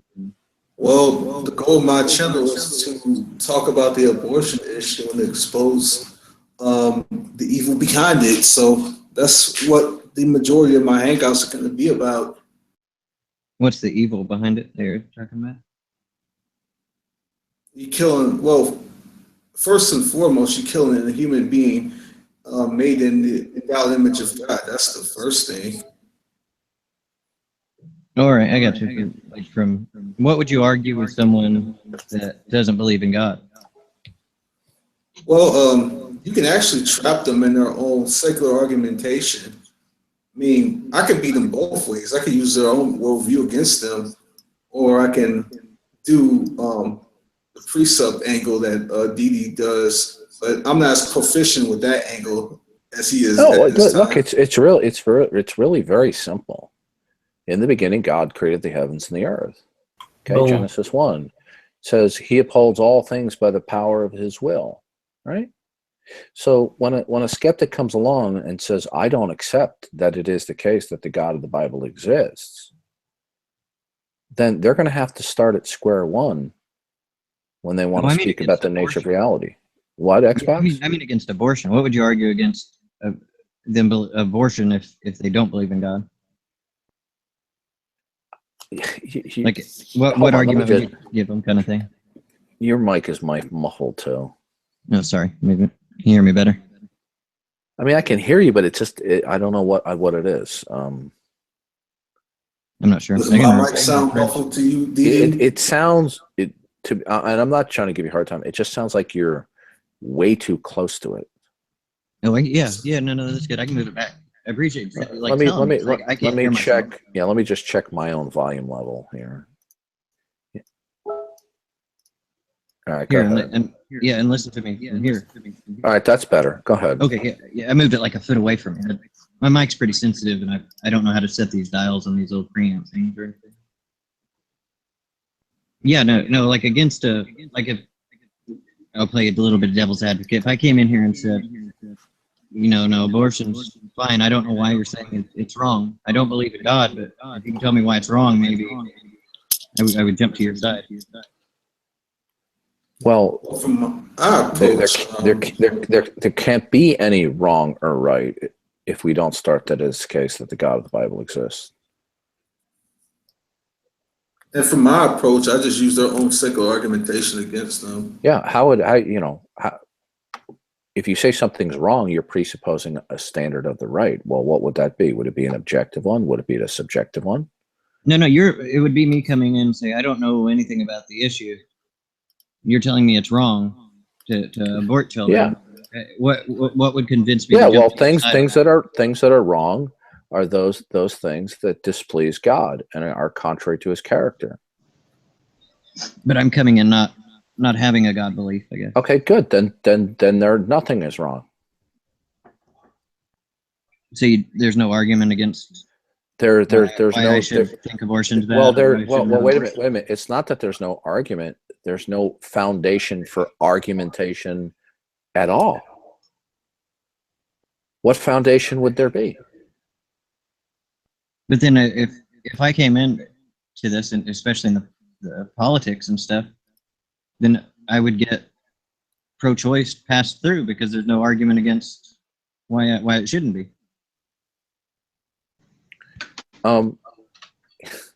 The point I'm trying to make to you is that when you do not start that it is the case that the God of the Bible exists, that you accept his revelation and how he's constructed the world, how are you going to be able to meaningfully reason about anything? How is anything intelligible or meaningful? I don't know. Let alone politics. I don't know about that. Like maybe you could say that God exists, but maybe I just don't believe it, right? Like about my belief. I can reason because he actually exists. So, right, but the person doesn't accept that. So why, unless they accept that it is the case that the God of the Bible exists, then why is anything they say of import or meaningful? Because the God of the Bible does exist. But they don't accept that. Yeah, they don't accept it, but the God. Well, does. if they don't accept that, they're going to have to show how their words about the nature of existence and reality are intelligible and meaningful. Why would they have to show that? Their interpretations and conclusions why of should reality are going to be false since they start from a Thank you, Alex. Yeah, why should I accept what they say about the nature of existence? Because I don't know, talking about existence, but anything they say makes sense because the Christian God exists. But they're not speaking from that point of view. Since they're not speaking from that point of view, like Dawkins just said most of their conclusions and interpretations are going to be wrong because they're arguing as if God didn't exist, and they're putting themselves as the ultimate starting point, which leads to fallacious reasoning, false interpretations, and the like. But I don't know how it follows that most of the stuff they say wouldn't line up with God. But why in their worldview would any murder be wrong? Why would anything be because wrong? the Christian God exists. But they're not. But you see, they're not operating from that point of view. Right, but that doesn't mean they're wrong about their conclusions. No, we're not. You're missing the point. We're not saying they're wrong about their conclusions. Alex, when they speak about the nature of the existence, we're asking them to support it. Right? I don't know when we got onto the. Well, wait a minute. You know what's interesting? Notice what Xbox is saying. He's saying, well, you're not saying they're wrong about. Well, isn't that what the lack theists do? They go, oh, I'm not saying there's no God. I just lack belief. Give me support for it. Yeah, all atheists are non-theists. All Gnostics are non-theists. At least how I define them. Mm-hmm. Can I clarify? When I said that interpretation would lead to false conclusions always, I'm saying sometimes they can have a right conclusion, but that's in spite of themselves and their corrupt worldview. Yeah, no, I agree with you. I was like, from your point of view, they're not going to have the right, in their head and their beliefs, they're not going to have the right foundation. But since from your view the Christian God does exist, that does mean that they can reason to true conclusions. Yeah, but it's not like anything that's the problem. I mean, I just read about this in Van Til systematic theology. That is a common argument, but that assumes natural theology, and in a sense, it assumes neutrality. Right. Yeah, that's what I said about the abortion thing. I'm coming in not having a view. What could you convince me of it?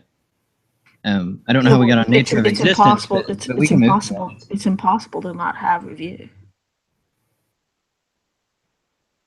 It's not, if I don't know the issue and you come in and you say abortion's wrong, and I say, what's wrong with abortion?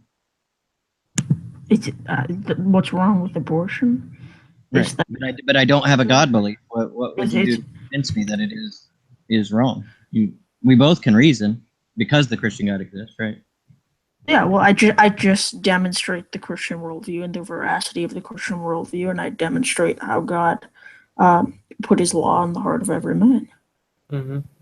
The whole point is, so you can't convince me that these positions are bad. You have to convince me that God exists for me to see that they're bad. Well, I don't have to convince you of that because, like I said, all non-theists are really secretly theists. They all believe in the Christian God.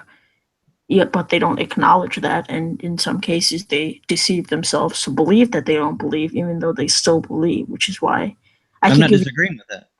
No, I know, but the point is, if you're saying that I'm gonna have to convince you that the Christian God exists, well, we're not coming here to try to prove the existence of God. We're just coming here to try to demonstrate that you already believe in the Christian God.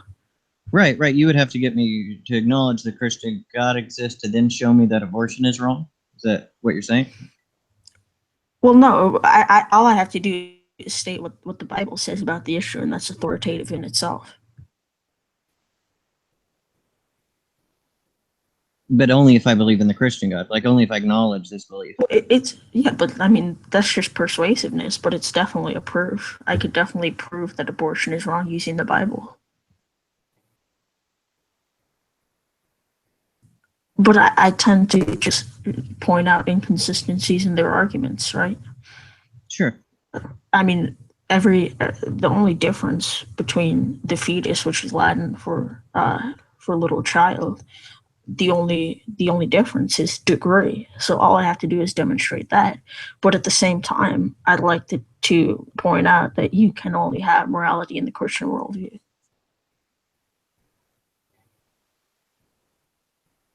Did you want to demonstrate that, or I'll argue from whatever helps. What'd you say? That's why I couldn't get a hold of Jimmy. We were supposed to hang out a couple hours ago and bring you in there so that y'all could. I wasn't going to argue against you. I just wanted you to lay out your views so I could understand it more. No, I But I know. guess we'll push it off to another night. That's what I'm saying. Did you want to tell me about Yeah, why you I can only mean, have morality from the Christian worldview? yeah, sure. I mean, first, like, I'd start with what the Christian worldview teaches. Is my microphone working, by the way? Yeah. Okay. Uh, and I would show them that Christianity accounts for moral absolutes, and I demonstrate that those morals are based on God's eternal nature and character. I take them to Leviticus chapter 19 and 1 Peter chapter 1. And then I demonstrate how Christianity accounts for why men know right from wrong and live and speak as though morality is absolute, even though their atheism doesn't justify that behavior. Can you show that? Can you show that there are moral absolutes? Yeah, well, I could basically well, I mean, when you say just show, I mean it's kind of hard to just jump in because I mean you don't know which angle to just jump Sure. into. Yeah, it's a big deep question too. I mean, like if just because, let's say, rape or something or murder, just because I believe it's wrong, and let's say I have some reasons to believe it's wrong, but I don't believe in a God. They're not based on that. And you believe it's wrong based on the nature of God or however. But just because we both agree this is a wrong doesn't mean that it's some absolute or that it's universal or that it's objective. Right? Like a bunch of Well, subjectives don't equal an that's what objective. I don't get what you keep saying. I mean, it's very possible that what they're saying could be true, but it's true in spite of their worldview. So their claims have no foundation in their worldview. They're irrational in their worldview, right? So I mean, You say that, but if their foundation is true, then these things would follow to be rational and true. yeah, but I mean, I'll go through one example, I guess.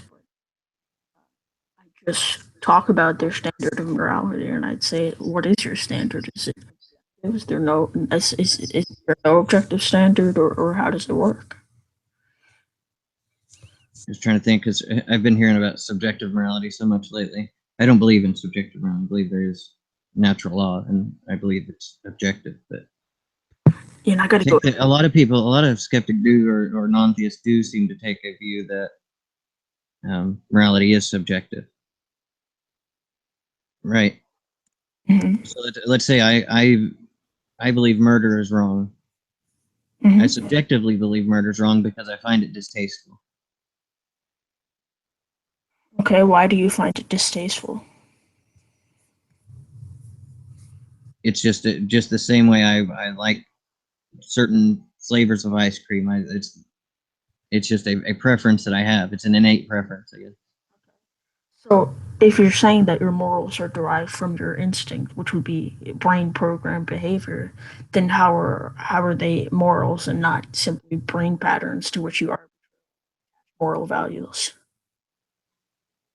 I don't know what you mean by it's simply brain, but everything that I think is just simply brain patterns, right? So Yeah, but so it is subjective. That's what I'm saying. It is. These preferences are just brain patterns. They are my subjective brain patterns. yeah, but no, I understand that, but I'm saying it's hard to put this No, out. you're fine. You know, I'm not trying to paint you in a corner or anything, or paint myself in one. No, it's not that. I'm trying to actually have a good conversation. Oh, no, I'm trying to simplify what I said. I'm just Yeah. trying to think about how I do that. But And I'm not trying to. I want to make clear. I'm not trying to make up a worldview. I'm trying to. It's why I'm talking slow too, is because I'm trying to follow what I've learned about a subjective morality and what I understand it to be. all right, so let's see. I'll try to lay it out slower. Okay, so the morals would be derived from instinct in your case, right? Right. Yeah. Instinct or evolutionary reasons, or that would still, I think, qualify as instinct. So. Right. So do you want to go down the? Because I know you don't actually hold to this worldview. So do you want to go down the path of instinct or evolution? Well, I think the instincts come from evolution.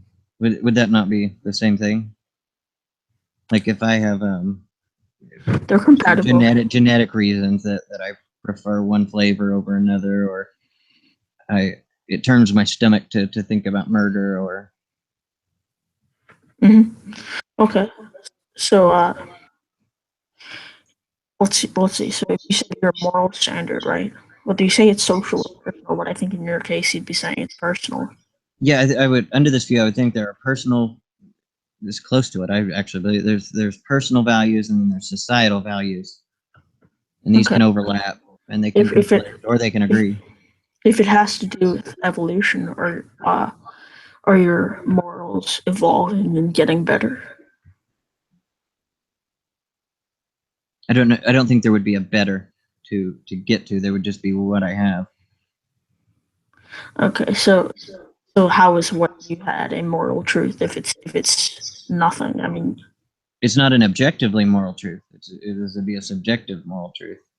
But if it's not getting, it's subjective on the fact that that's what your brain's saying, right? Right. Yeah. So because I would define it. Maybe I should define it out. Or the subjective would be the opinion of a mind, and objective would be not of the opinion of the mind. So my brain patterns would be my opinions that these things are wrong. It just so happens we both find murder wrong for different reasons.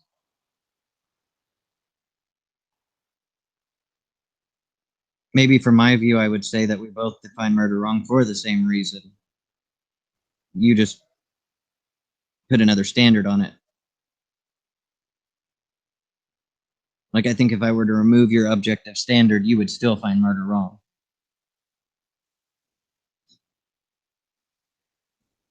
As long as you had a rational working mind.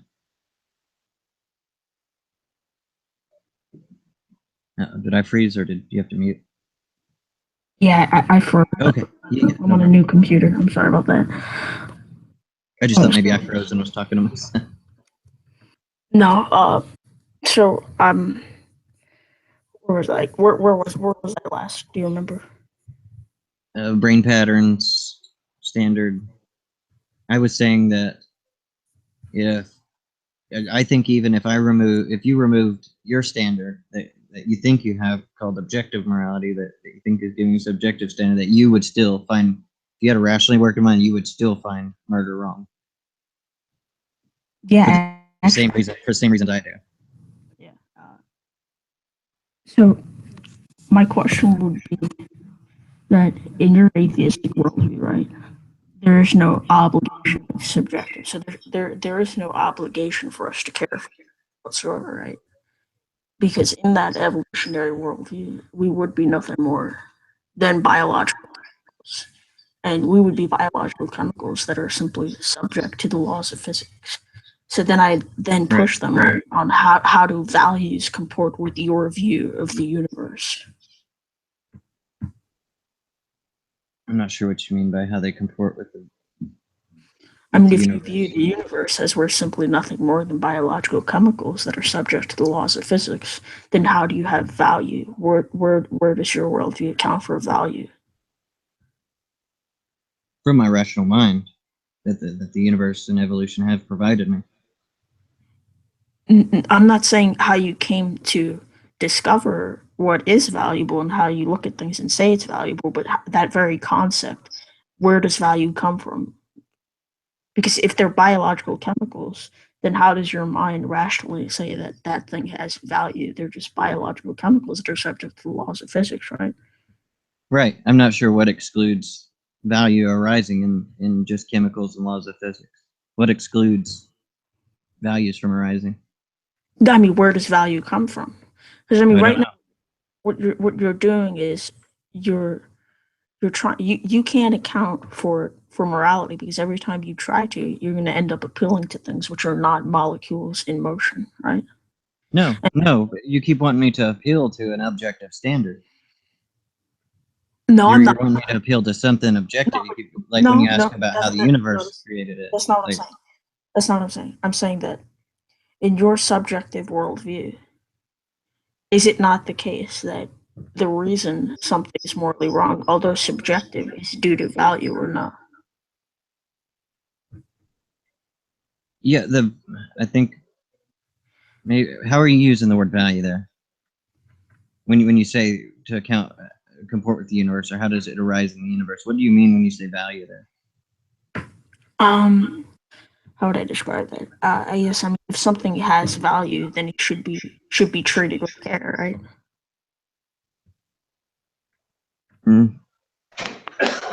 Sure. Yeah. Here, That's all that I mean by it.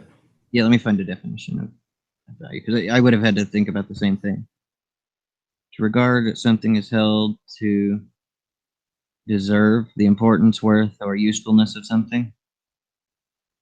Or number 2 on here, using it as a noun. A person's principles or standards of behavior, one's judgment of what is important in life. I mean, I'm just using. I don't know the exact way to define it, but just think about it. When you say that someone or something has value, it means that it should be treated with care, right? I'd say it's. I like that second definition of it. If something's value means it has importance to me, it's useful to me. Right. So account for that in your atheistic evolutionary world. Molecules and the laws of physics, or chemicals and the laws of physics. I don't see how that's answering the question.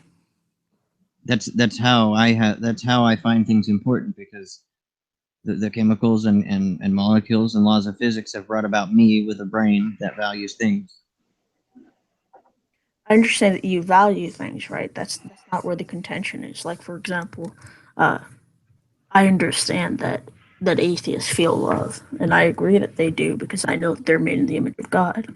But the difference is that I can account for the love that they feel. I could account for the love that they want to show. My question is,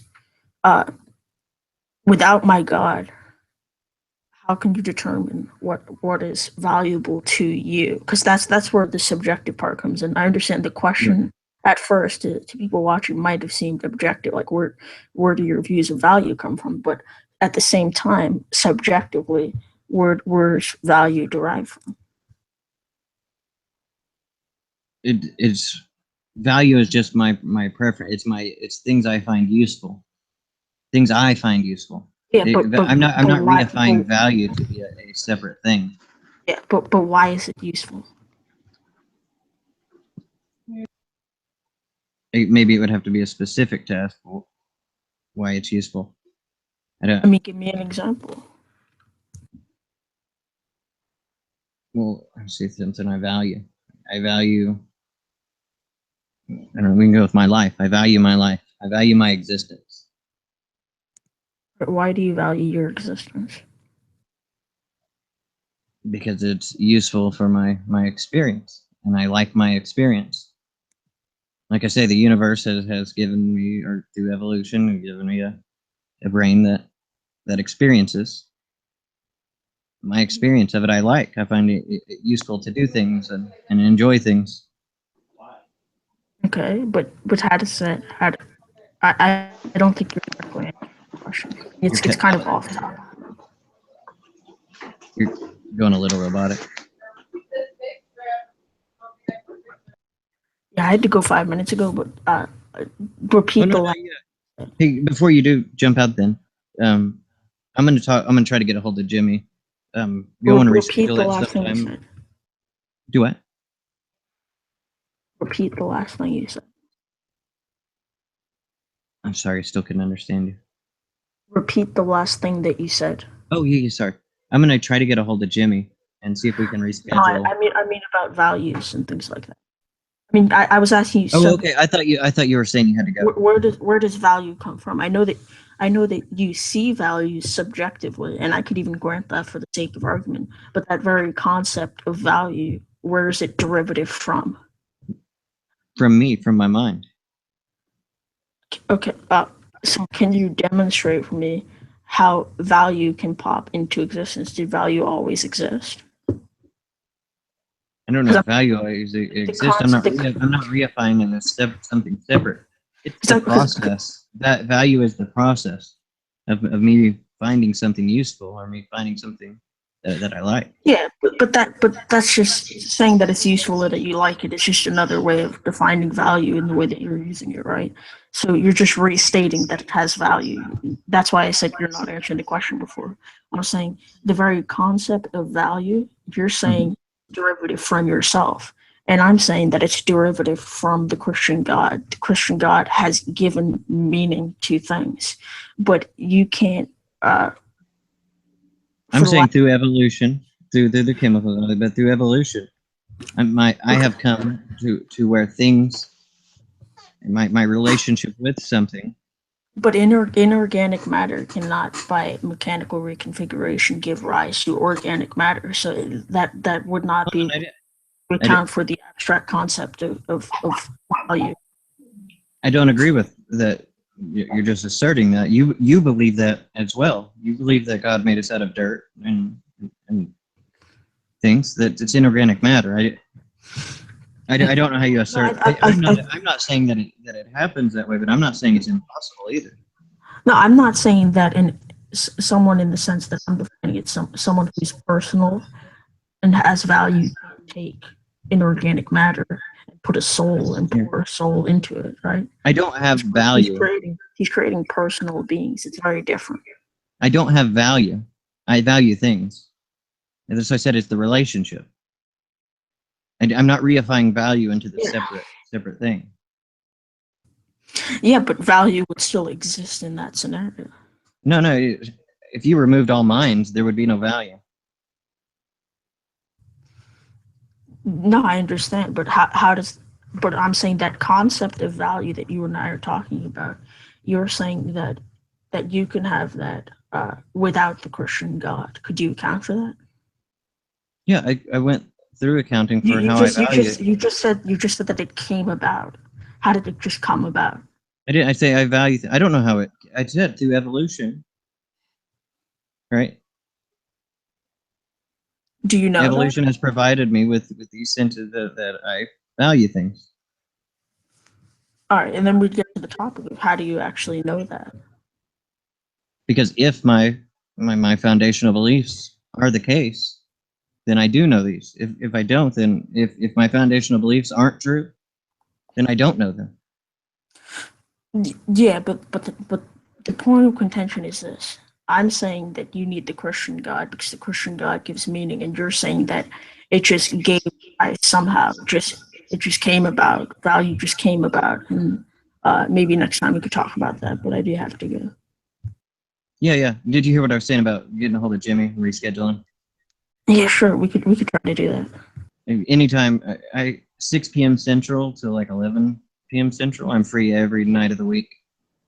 All right. And then the weekends are free too. So I'm sure we can figure something out in all day. I'll see you later. All right. Have a good night. So, Xbox, what are your best arguments for abortion? I'm more pro-life than I am pro-choice. Oh, okay. That's why I was wondering, because I'm not sure that I've heard too many good arguments for why the opposite should be true. I find more reprehensible reasons, and then just some that I don't find moral. But there are instances where I think abortion is necessary. I don't know that it's moral or immoral, but there are some instances where I find it necessary. Like what? Just any of the extreme cases. Name one. A health issue. Well, are you aware there are medical professionals who say that if it's a legit health or life saving, well, here's the thing: the life of the issue is different than the health. Like the life of the mother, in regards to whether it threatens her. Like abortion for the life of the mother is different than an abortion for the health of the mother.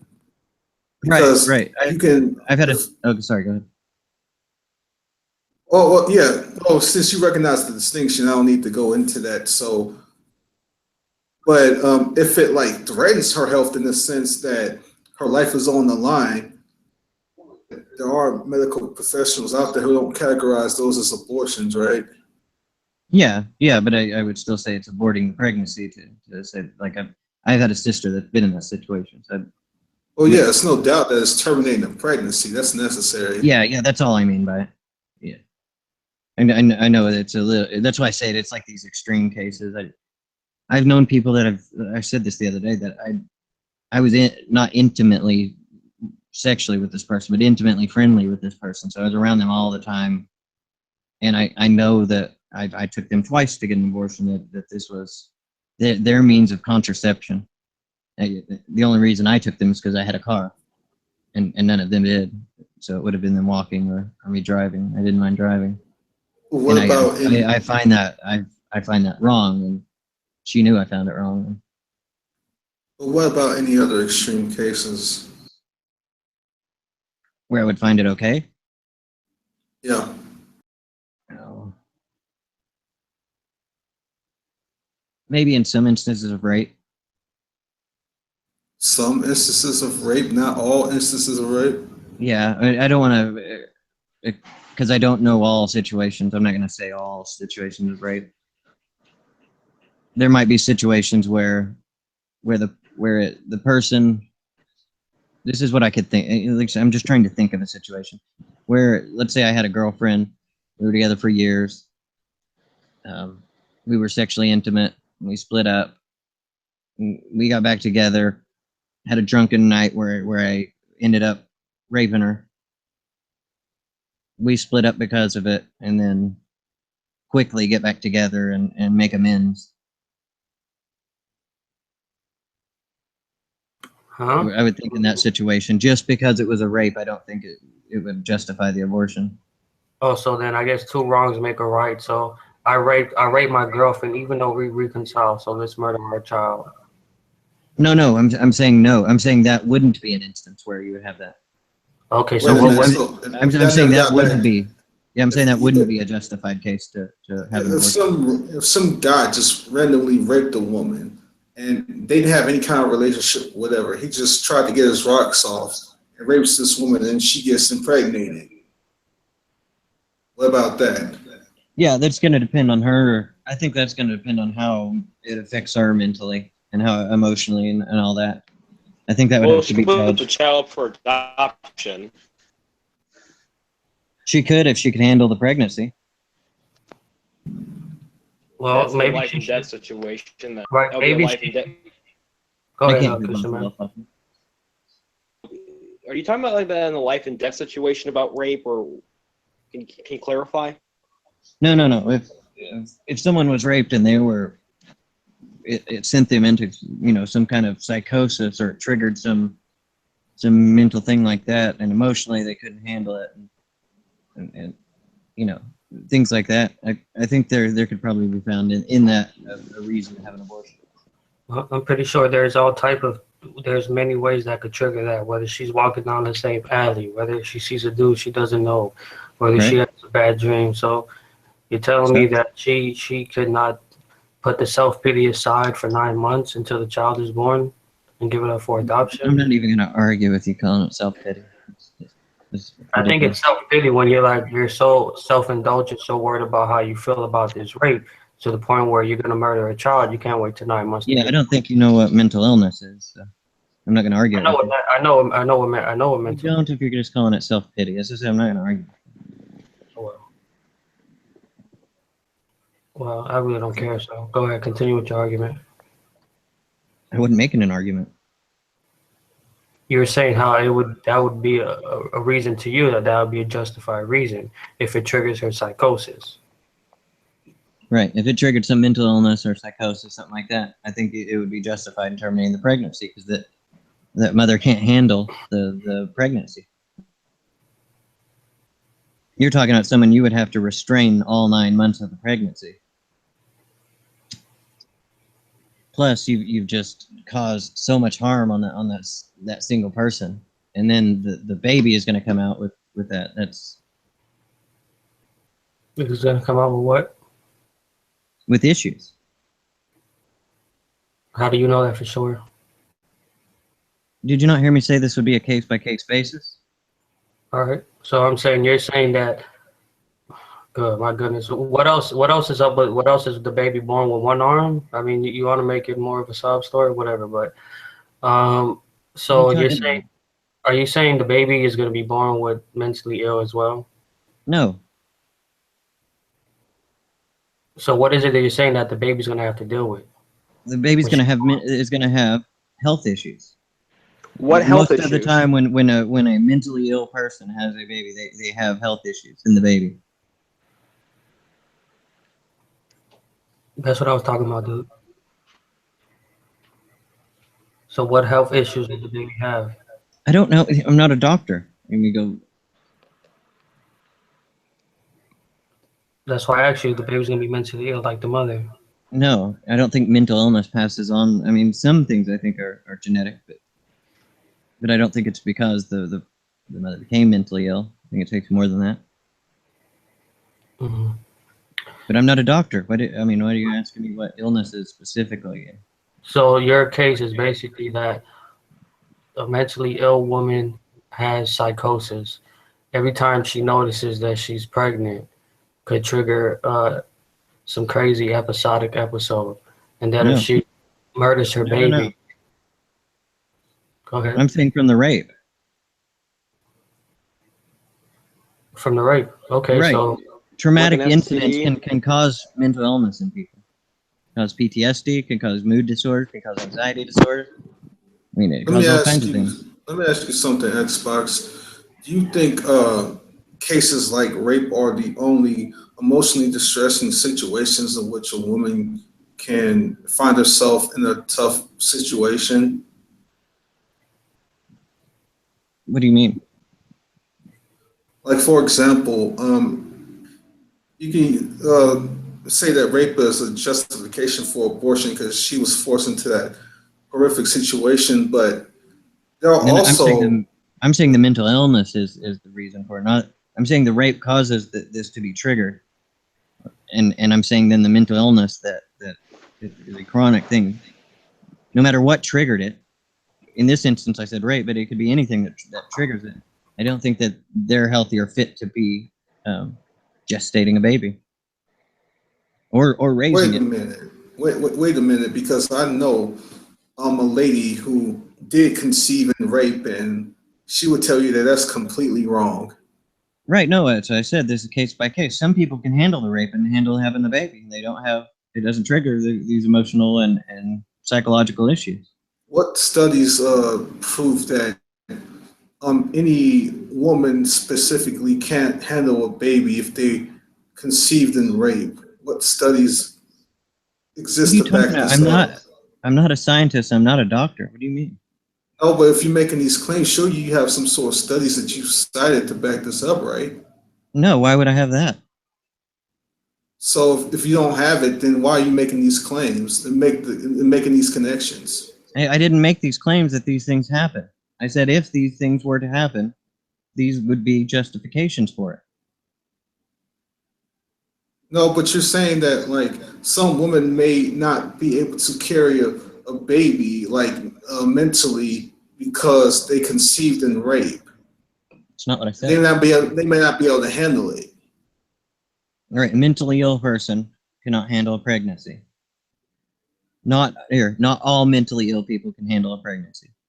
Mental illness stretches to some really slight things to some really strong things. Well, you're talking about something different. You're talking about mental illness, not necessarily rape, because you could say that people who are mentally ill outside of rape may not be able to handle a pregnancy by the argument you're presenting. Right, I said that. Right, I said that a minute ago. I said something like rape could trigger these things, and I said it could be anything that triggers these things. But if they're triggered, then, or let's say they were just completely mentally ill before it and just had sex with someone. But I'm talking about the extreme end of mental illness. So there are studies which says that mental illness makes a woman incapable of carrying a pregnancy. Yeah. What are they? That's not all mental illness. I mean, depression is a mental illness. Anxiety is a mental illness. These things would be fine. But if you're talking about like a schizophrenic, having psychosis, things like that, you can't tell me that they're fit to handle a pregnancy. What specific mental illness, what studies of what mental illnesses are you talking about, or the ones that make it incapable for a woman to carry a pregnancy? Which ones are they? I know women who were always schizophrenic and had children, so I don't know what you're talking about, Xbox. Where's your studies for that? I don't need a study. It was my neighbor. Right, exactly. You don't need it. That's what I'm saying. No, what I'm If saying these is cases happen. No. This I say. You I don't made think this. you know what the extreme in a mental illness looks like. No, you made this claim that there are mental cases of there are cases of mental states rather that makes it. Are you saying like impossible or unlikely to carry a pregnancy? Are you saying literally impossible? No, I'm saying there are mental illnesses where not only can they self-abort, but that you would have to keep the person restrained for the 9 months to keep them from aborting themselves.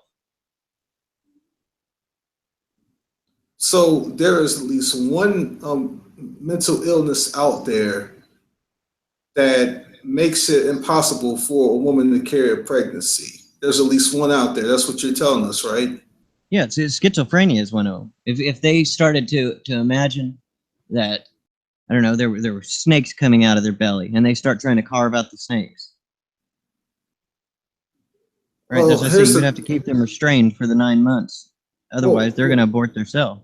Well, that isn't a case of it's impossible to carry a pregnancy. That's a case of that would be impossible for them to proceed in certain levels of their lives because even people who aren't pregnant may not be able to handle a variety of different situations with that mental condition. You can't just pin that and attach that to pregnancy.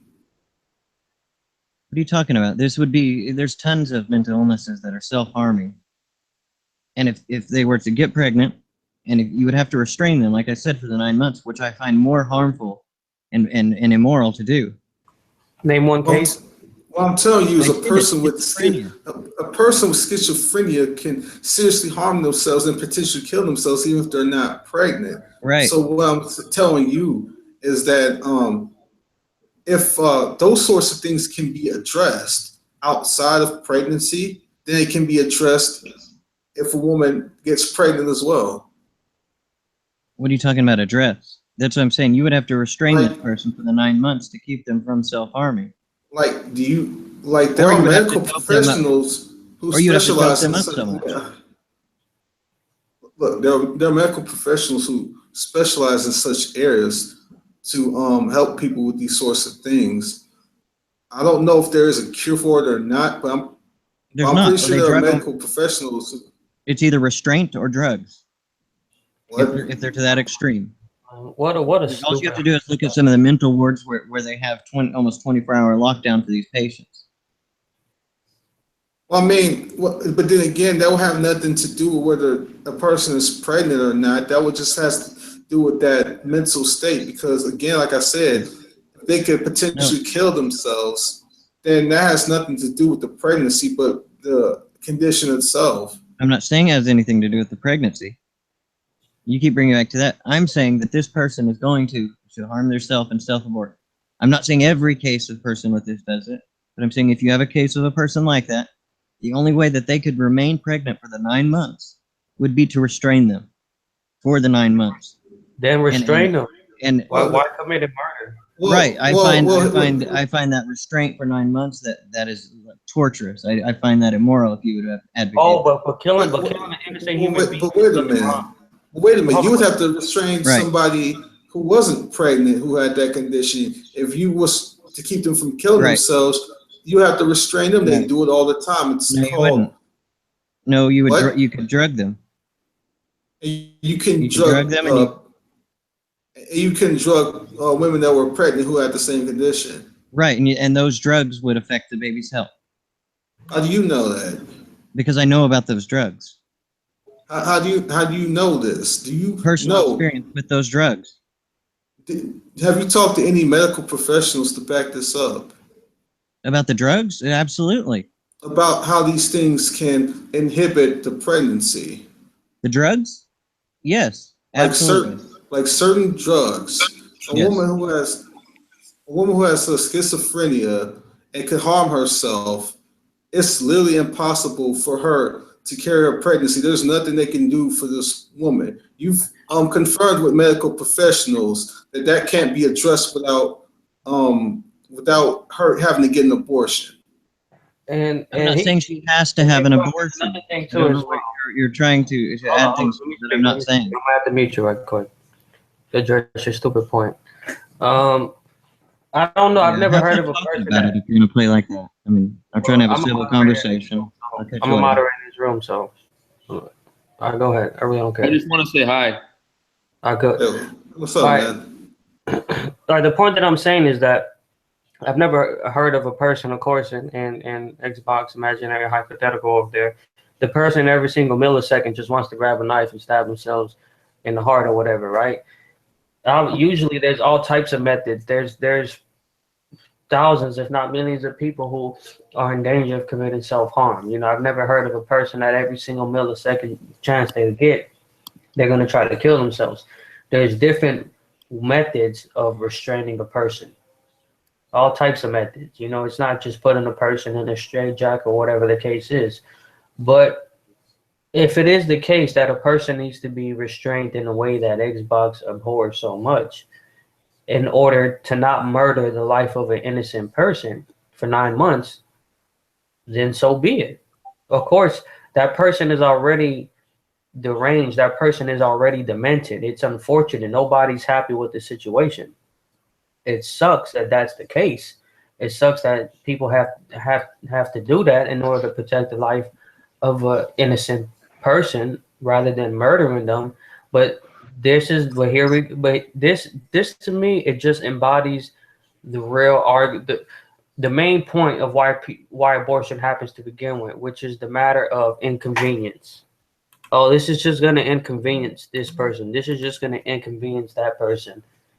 You know, or this is just going to seem torturous. The person is demented. The person wants to harm themselves, right? If they're going to kill the baby, they're obviously going to kill themselves. So what would you rather? A person kill themselves and a baby, or you restrain them to keep them alive? So the baby is not an innocent person that's being murdered. So the idea that, oh, this person has to endure 9 months until the baby happens, you know, I think that's really inconsiderate. You know, why are you being more considerate for the mother and you're not being more considerate for the child? Both are humans, both are persons. Yeah. You know? Hey, really big. One is defenseless, so you know, I mean, that's the coward route, if you ask me. Yeah, man. Hey, really big dummy. What's your position on this issue? Yeah, well, where are we at, like, in the conversation? I don't want to. Sorry, because I got off the YouTube and then I finally found the link because it didn't come through. But we're talking about abortion. It doesn't matter. We can start over. Are you pro-life or pro-choice? I don't know, man. I try to avoid, buying into these like pre-packaged deals because I'm so cool, dude. But what I guess basically for the sake of efficiency, I'd be pro-choice. Okay. Well, with that in mind, would you be pro-choice, like saying that you think a woman should be able to have the right to get an abortion legally throughout all 9 months, or should there be a limit? Yeah, I would say yeah, throughout the whole 9 months. I don't know enough about it, but I guess I'm convinced that until the baby's born, it's not a fully developed person. I mean, even when the baby's born, it's not a fully. You could argue that it's not even really a full human yet. I don't know. It's alive. It breathes. It has thoughts. It could dream. It has a heart. It has eyes. It has legs. The only difference is its location. It's inside of a womb versus outside of a room. So does the location make that much of a difference? I don't think he's arguing it's not alive. Hold up, Joe. I'm not talking to you. I'm talking to really big dummy. I don't know, man. The way you're setting it up, like I'm even saying that if the baby's born, it might not even be developed enough for it to matter that much. But I think emotionally and just because we're human beings and we tend to give a shit about each other, that would probably be sad if a baby died. Be really fucking sad. But or in your case, not give a shit. They don't have any concept of past, present, future of life. So they're not really losing out on anything. Wait a minute. You know? So what you're doing is you're giving this argument that Peter Singer has put forth. He's giving arguments to justify abortion, even a certain period of time after the baby is already born. So you're talking about infanticide at this point, man. So are you aware that you are going to try to justify infanticide? Am I justifying killing a baby after they're killing a baby or a Yes. human after? Like the baby's born, like a newborn baby. But you're saying no, they should not be. I don't think that should be legal or be allowed. But I don't think that they're not missing out as much as someone that's I don't think that, to me personally, their death is as sad or as tragic necessarily as even a. What?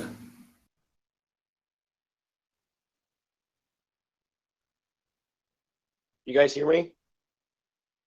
Yeah, I can hear you. I can't hear anyone else though. Do you have any children, big dummy? I think he's having connection problems. Yeah, he just stopped out of nowhere. I thought I was just tripping. Me too. But I wonder how, if he's an atheist, if he object of God killing all those 5-year-old babies during the flood. I mean, you have to think about that for those 5-year-old kids. You know what I'm saying? Sorry, guys. All right, I'm just trying to flesh out your position. So, we're not talking about if those babies can experience life in a certain way or anything like that. We're just talking about, do these entities have the right not to be killed? So would you say a newborn baby has the right not to be killed? Yes or no? Okay, and I'm only pausing because I'm thinking.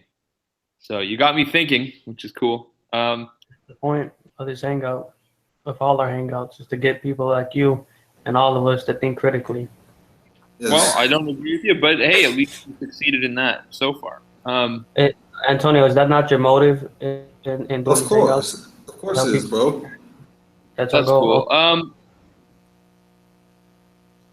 Why do I have to answer the question about rights? Because I don't necessarily think that's we're not writing law here, right?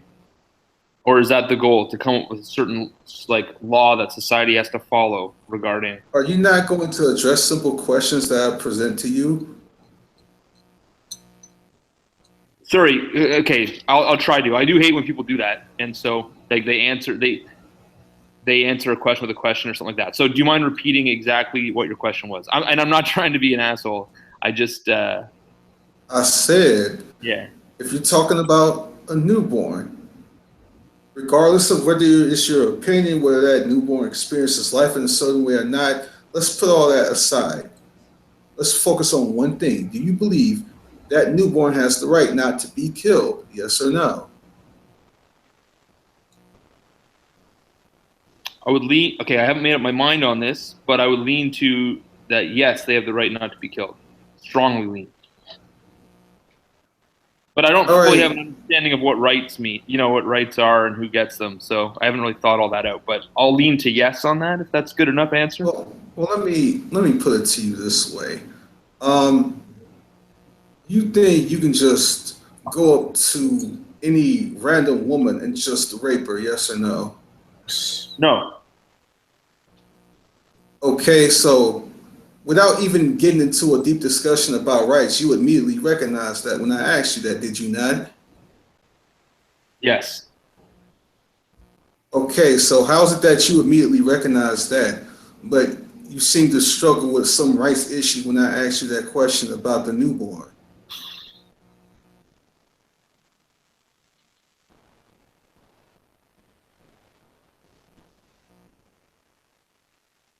I don't know. It's like babies are so close to being proto-humans. You know what I mean? That No, they're still humans. But are Yeah. still alive. But I get what he's trying to say. I think just Well, from a purely scientific standpoint, not putting anything else out there. Or where I'm coming from, you know, like I guess yeah, they would have a right to not be killed. Yeah, I mean, there's still life. Yeah, But if you want to use these sort of scientific semantics, then if you take the position of like the naturalist, which says that we're pretty much just matter and nothing more, you can apply that argument across the board to any human on the planet.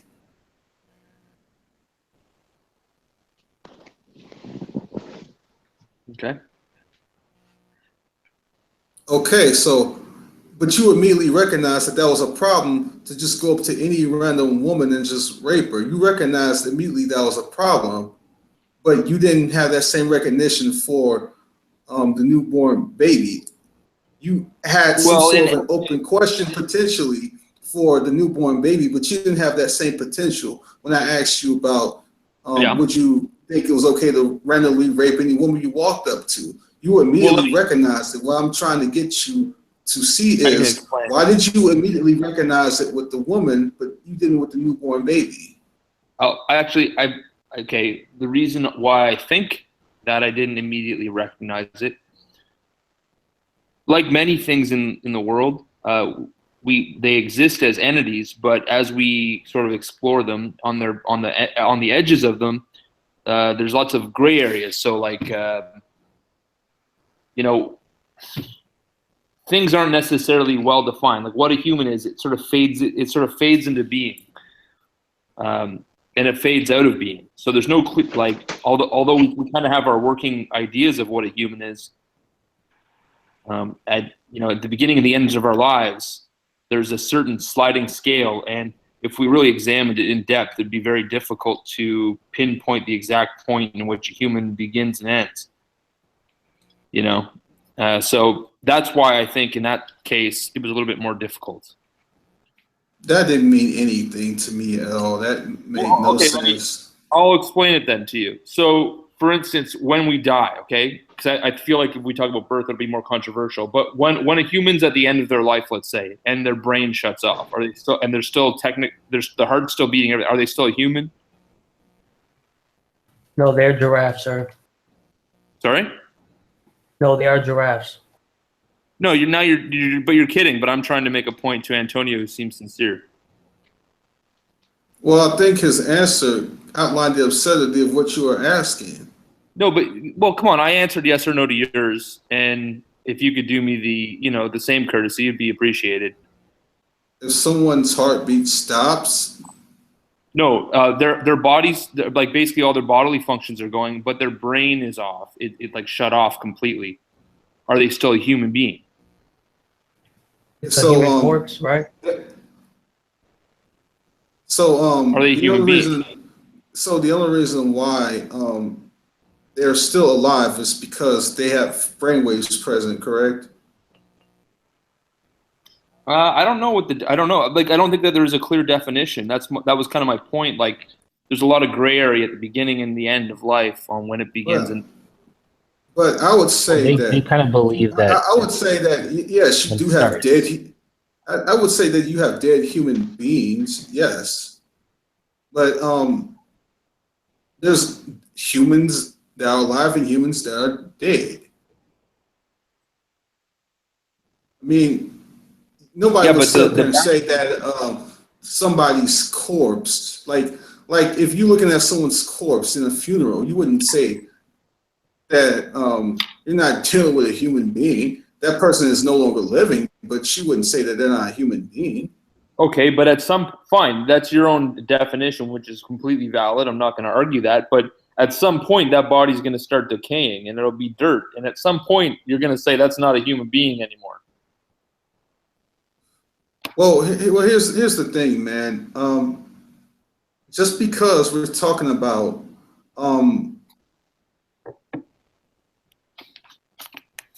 do you want to say something, Christian?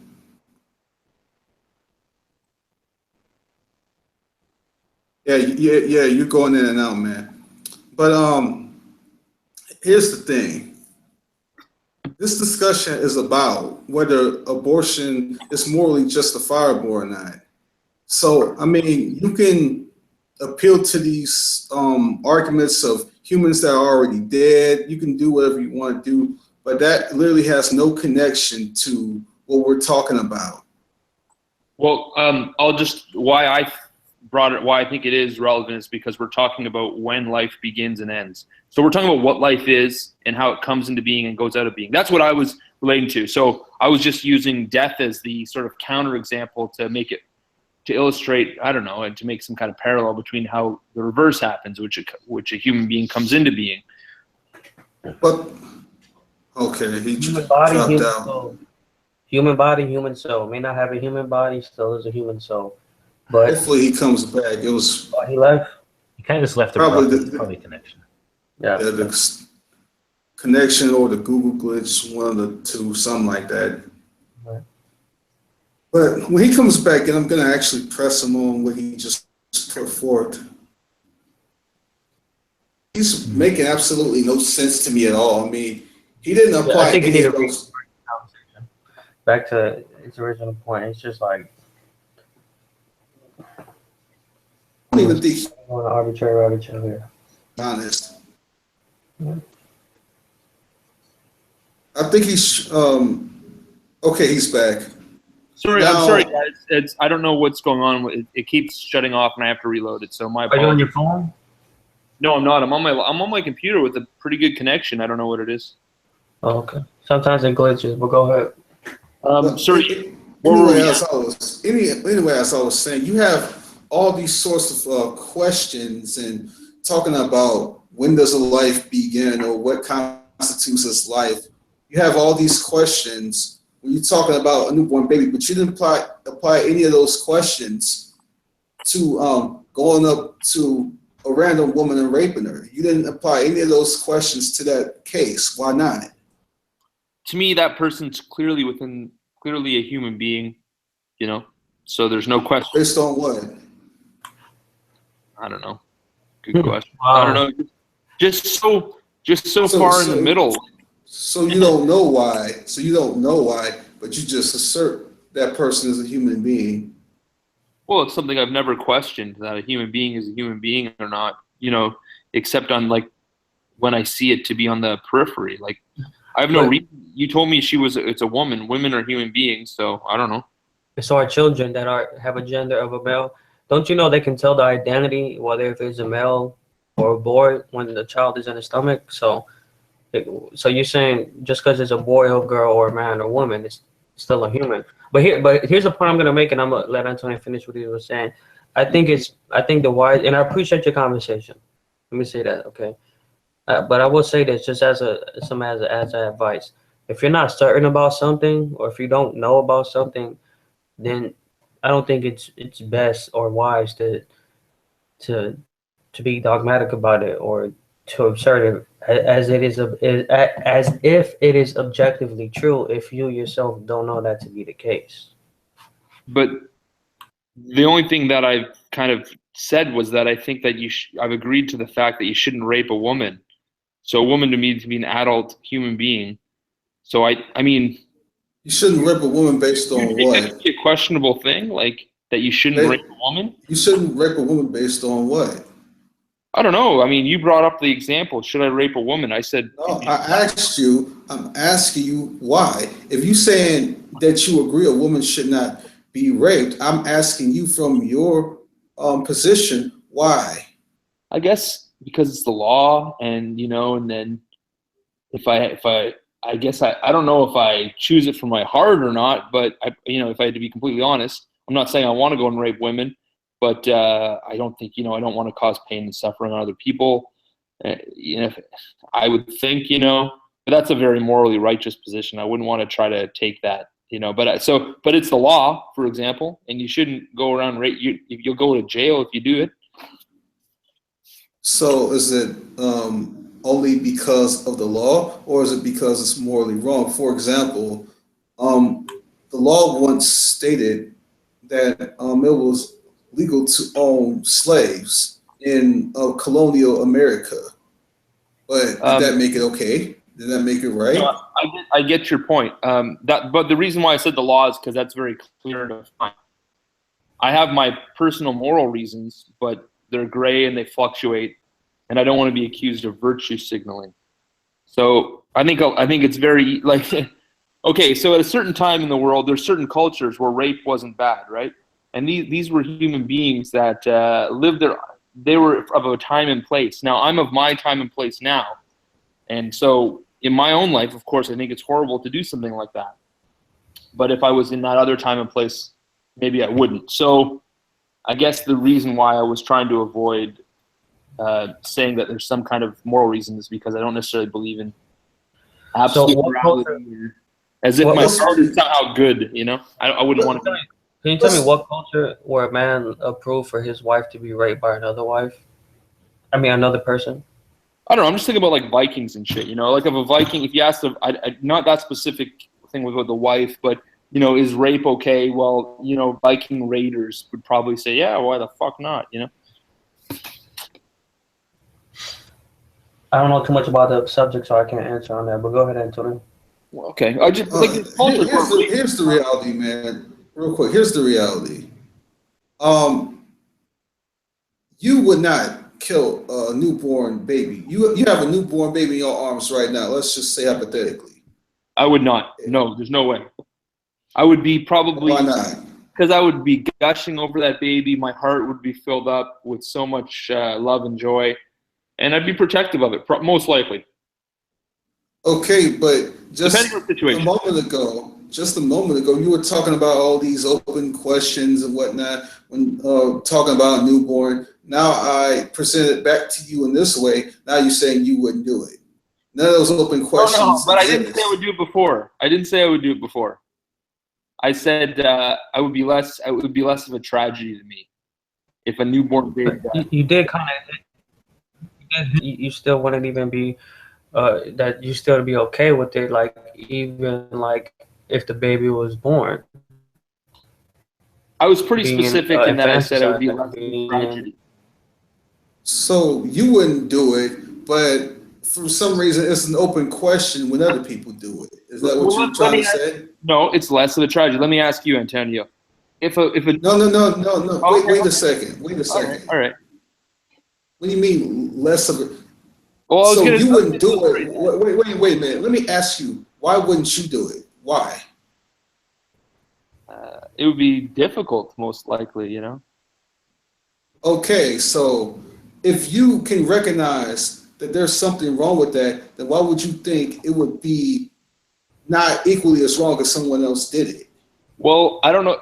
Like, I think it's sadder if a 5-year-old dies than a 1-month-old dies. That's not. I mean, you're moving away from what I'm asking you. No, but you're trying to nail me down into a corner, which is fine, but it's not a legitimate. We'll stay on subject. I'm not in that corner, you know. We'll stay on the subject. No, you're moving to avoid the inevitable trap that you've laid for yourself. You dug yourself into this hole, sir. You know that you would not hurt you, dude. Right. I'm just trying to be honest, my friend. Right, and we're being honest with you, and we're saying, listen, we know sometimes people resent correction. We're all born fools and ignorant. Everybody experiences it, and sometimes, even as adults, we resent correction, but we need it. And so, you're just basically trying to escape. You're basically trying to escape the reality that your point doesn't make sense. So, I know what I meant. Like, and I don't think. I'm gonna go ahead and let you take over. Right. All right. So, I'm sorry. What was the point that you were making before, Antonio? So I can continue to press him on it. Yeah. The point is. Oh no, he said 5 months, right? 5 years old is. Oh no. That's what he. 5-year-old dying is sadder than a. I'll even make it more clear than a 1-week-old. Okay. Now you're going for 1 month today. What I was saying to begin with. So go ahead, Antonio. What you were saying, and we'll move on from there. What I was presenting to him is that he would not kill. The scenario is he has a newborn in his arms, and I asked him, "Would you kill that newborn?" He said no, and he clearly has more reasons why. And what I was telling him is, if he wouldn't do it, then why would he think it's less of a big deal if someone else does it? which is righteous, which I agree with you, dude. I agree. Like I don't see how a person can look at an infant and murder them, right? I think what you're doing right now is you're demonstrating the reality, as Brother Alex would say, as the scripture teaches, that how God has imprinted His law on each and one of our hearts, and we have a conscience, and so it bothers your conscience. To see somebody murdering a child, so you act as you. It's like you're acting as though it's objectively morally wrong to do it, but your worldview doesn't allow for you to count for that. So you have to somehow subjectively say, well, that's just my personal preference. Another person, it could be okay, but you know in your heart, dude, that it's wrong to kill a baby. So why is it any less wrong for the baby to be in your hands 9 months old and killed versus inside of a woman's body 8 months versus 7 months versus 6 months, 3 months, 2 months? What's the discrimination? Because it's smaller? It doesn't. It's like it's barely in this world. Like its conception of reality is just so tiny and small. It's like a rat, right? Doesn't it? Just throw it around, kill it. You know. It's like a rat. It's like a rat. It's almost like a rat. Like a rat. Don't get me wrong. I would never. I don't want to call. It's like It's just a proto brain in a way. You know. It doesn't. So should we kill an autistic child then? Should we kill someone who's autistic? No, Good point. Sorry, I'm going to refrain from making. I like to joke around, so I was going to make a joke there, but I held back. I don't know if you guys are going to get offended, but no, of course we should not kill an autistic child. Well, you said that their experience is insignificant, so why? I don't know, man. It's like they've barely woken they haven't even opened their eyes yet. You know, like that equivalent. Yeah. So should I kill someone who's unconscious because they're not awake? Well, or a vegetable. It would be less sad if you pulled the plug on someone that was unconscious than if you killed someone that was conscious, right? It would still be wrong. It would not be less sad. It still would be wrong. What if someone was, if they're like brain dead? Like they're 80 years old and whatever, their brain shuts down and they're basically just a vegetable in bed. You're gonna I would argue it might be fair to pull the plug. Okay, but that has nothing to do with what I'm asking you. You are making these consciousness questions, and you're still trying to say no, it's not like that at all. Mm-hmm. No, well, I wouldn't I would never like express myself in that style, but okay. Well, yeah, I was sort of making a parody of you. To be fair, well, that's not very kind, is it? No, it's not. But you're making these questions that require some pretty justifying some pretty immoral things. So yeah, I'm going to make fun of your things you've said. Wait a minute, you say that's not very kind. Who cares? From your worldview, who cares? So what you think? Well, I think I'm being polite to you, you know? Yeah, you're about to make a joke about someone who's autistic. So what are you even judging about? Like, why should anybody be polite to you? You're the one having all these open questions here and there. Now you're tripping about people not being polite to you. Wait. So is that how it works now? But why not have more compassion on the defenseless? The little child who needs help to walk around, who needs help to feed, who needs help. Yeah, a real child, a human child after 0. I mean, you're trying to trip me up, but I'm trying to tell you that I believe that there's a gray area when light moves in. So you're picking the grayest of area to sort of like question. What area is that? Beginning of life and the end of life. So if we don't, I mean, I think it's pretty common that people debate when life begins. At conception, right? End of story. Okay, that's your opinion. So No, it isn't. No, it's not. It's not his opinion. So what's your view? Do you want to see some scientific references? I don't know. That's a good question. But you want to see some science? Want to see some science references, sir? Life begins at conception, huh? Do you want to see some science references? Why doesn't life begin at the sperm? I asked you a question. Do you want to see references to back this up? Sure. But All like right, if it's not give me a sec, Carlos. You can take it over from here until I get it. caveat to that. As long as it's not going to take me too long to go through it. Like if I can just go look at it. No, I'm just gonna screen share it to you. You'll see it. All right, bro. Just because sometimes people will link you an article and it'll be like 8 pages long. It's like, ugh, I'm not gonna. Right. So yeah, basically. Wait a minute. So if the information is extensive, you'll be too lazy to check it if it might contradict your worldview.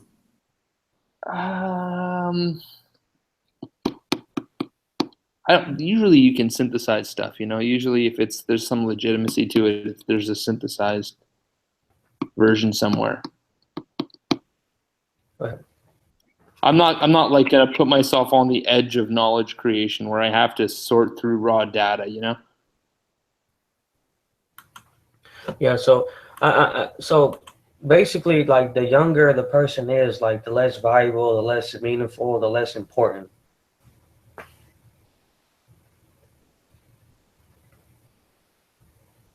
He dropped out. If he comes in, he'll see these references.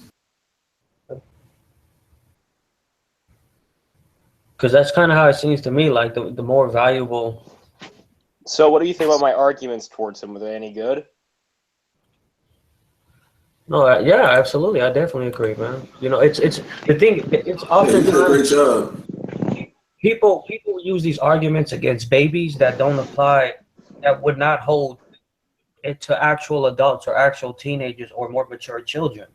You know what I mean? Like it's like, oh, because it cannot walk or talk or take care of itself. Oh, I get, okay, so let's kill the guy who got into a motorcycle accident in a coma, who has the chance of surviving or who will survive, but since he cannot eat, walk, or talk, then I should just murder him because he's an inconvenience to my life. So I definitely agree with you. Like a lot of these arguments that these pro-choicers make, they're absurd arguments when it comes to older people. I just want to know why they try to use it to a little person and younger people. You would think they would have more compassion on a child in the womb, but apparently to some, it's like the younger they are, the less meaningful they are. And ultimately, that is his argument, because it's like it would be more sadder if an older person died versus a 1-month-old died. Oh, I guess the 1-month-old is less meaningful than the other person, despite the fact that he doesn't know why or he does not have a standard to say that. What's your thoughts, Thaddeus? Hold on, Christian. Not Christian, man. Big Dummy is back. Yeah, really big's back. Hey, sorry. I don't know why. There's problems. Check out the references I have on the screen. I told you I would show you these. Yeah, thank you. Development of the embryo begins at stage 1 when a sperm fertilizes, and I think that's pronounced oocyte. Somebody correct me if I'm wrong later. And together they form a zygote. Human development begins after the union of the male and female gametes or germ cells during the process known as fertilization, conception. Fertilization is a sequence of events that begins with the contact of a sperm with a secondary, I don't know how to pronounce that, and ends with the fusion of their pronuclei, the haploid nuclei of the sperm and ovum, and their mingling of their chromosomes to form a new cell. This fertilized ovum, known as a zygote, is a large diploid cell that is the beginning of a human being.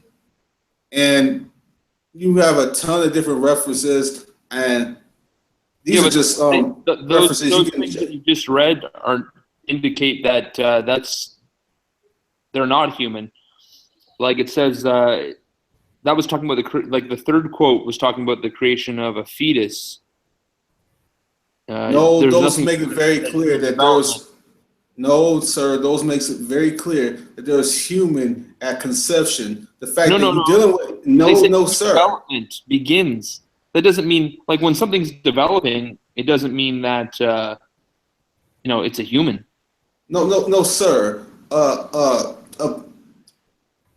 human that's born, like for example, an infant begins to exist when there is an infant born. Does that mean that there is no infant because the beginning starts? Come on. A human begins to exist. They were talking about, they were saying human development. which doesn't mean that a human is instantly at the beginning. I mean, human development. So human development, but no human. Really, dude? Yeah, well, some matter can develop into a human, right? What? Okay. Well, you come on, give me a bit of charity, and at least accept that simple fact that I just said. It's possible that a bit of matter can develop into a human. You may not agree with that, but it's true. What, dude? What starts off as a non-human and develops into a human? Well, I mean, biologically, and I'm not trying to be crude here. Sperm and the egg, like those things are non-human, and they develop into a human. Those things don't develop into a human. What happens is the sperm fertilizes the egg, and then human development starts. The sperm nor an egg ever develop into a human. So what's inside the egg? How does the actual atoms of the sperm and the egg somehow mix and match through whatever kind of biology, and they slowly form into something that you're calling a human, right? I don't know how it works exactly. What I'm telling you is just because you're talking about the development of something does not mean you're not dealing with that same thing in question. Again, an infant begins to, let me finish.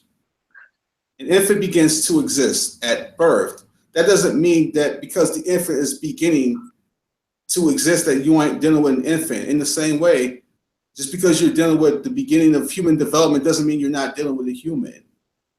So you're trying to go to the beginning point to say that there is no human because development is underway, and that's just an illogical argument.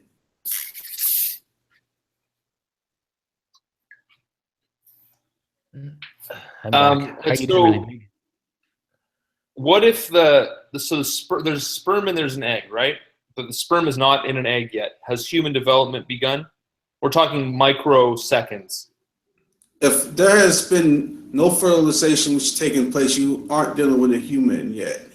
So how does the process of fertilization function in real time? Like, what are some of the things that happen?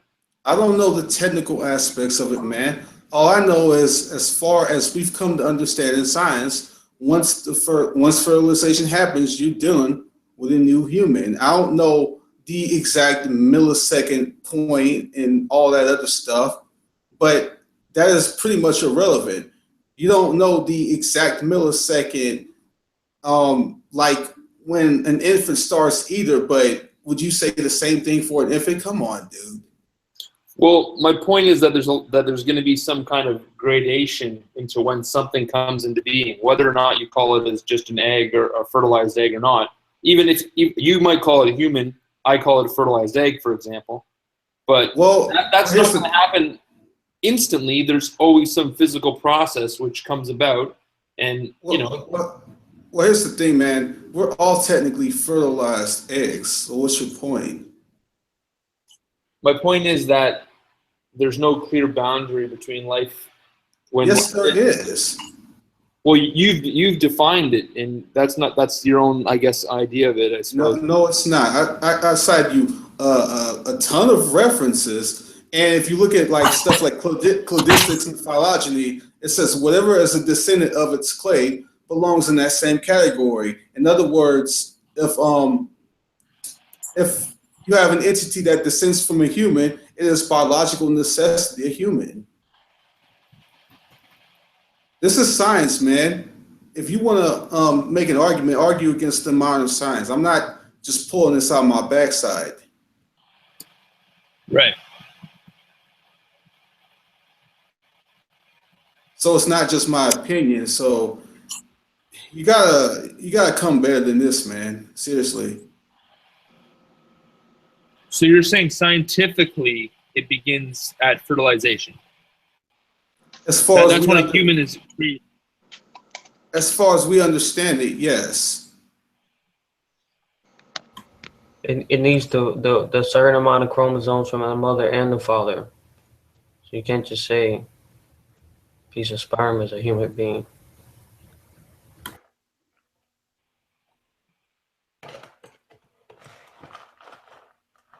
But the point is, man, in practical instances, you're not going to be dealing with the exact milliseconds or anything like that anyway, because by the time a woman finds out she's pregnant, that point is going to be long past. And even if we're going to use your semantics, none of those semantics would apply anyway by the time a woman is pregnant anyhow. So even in practical terms, your argument fails.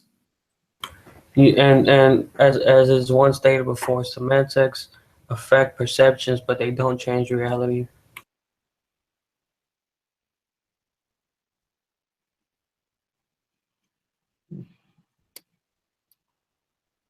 Hey guys. Hello, Hunter. There's seriously no debate about this. I don't really. There's nowhere you can go with this. This is inescapable. If you're gonna justify your position, you're gonna have to do something other than arguing against humanity, man. Seriously. So is his position now that it's not immoral because it's not really human? I'm not sure where he's going. He seemed to be pretty all over the place in this conversation so far. With all due respect, of course. You want to take over, Hunter? Well, ask me my position. Like, I don't even know what position I'm defending or. Is it justifiable because the baby in the womb is not really human? Oh, no, You mean abortion? Is it let's say an egg at 3 months? You know, it should be a little bit uncontroversial, so we don't have to deal with the edges. Yeah, I would say it's okay. I mean, I would say, yeah, I guess I would say it's okay to do that. Have that abortion. Because it's not human, you would say? Yeah, it's not a fully developed human. It's not developed enough to, I don't know. It's not mature enough. Whatever that means. That work for you or no? How mature does it have to be considered a human and worthy of living and not being murdered? Let's say, okay, you got me. I'll change my position to 1 month before birth. Wait, hold on. So, if a baby is preborn 7 or 6 months early and is living, then it's allowed to live. If it's out of the vagina, it's good. But I mean, we can't always be sure about these things, right? Yeah, but how does the location of the baby decipher whether it's a living human being or not? I mean, it's such a gray area. You got to draw a line somewhere, I think. Well, not really. I think you draw the line when the baby is conceived. Because like, if a baby is born, because it takes 8 months or 9 months for a baby to be born, and I actually have a friend I go to school with who was born 6 months early, and her name is literally Miracle, and she is the tiniest little thing. She's 4'9", and it is literally a miracle that she survived. So you know that's 3 months before before she was supposed to be born. So, but I mean, so how does like the area of where it's located decipher whether it's a human being or not? Because I mean, like how they were saying early conception, literally all it is all your DNA and all your chromosomes are there at that time. It's just how much you have developed from that. Like, you know, from when the sperm meets the egg, all your, like, everything's there. So you have to develop like more and more and more, which is what we do until we die. All we're doing is developing. So when is it? Oh, okay. So pretty much, when is it okay to kill a baby in the womb? Is pretty much the question I would ask.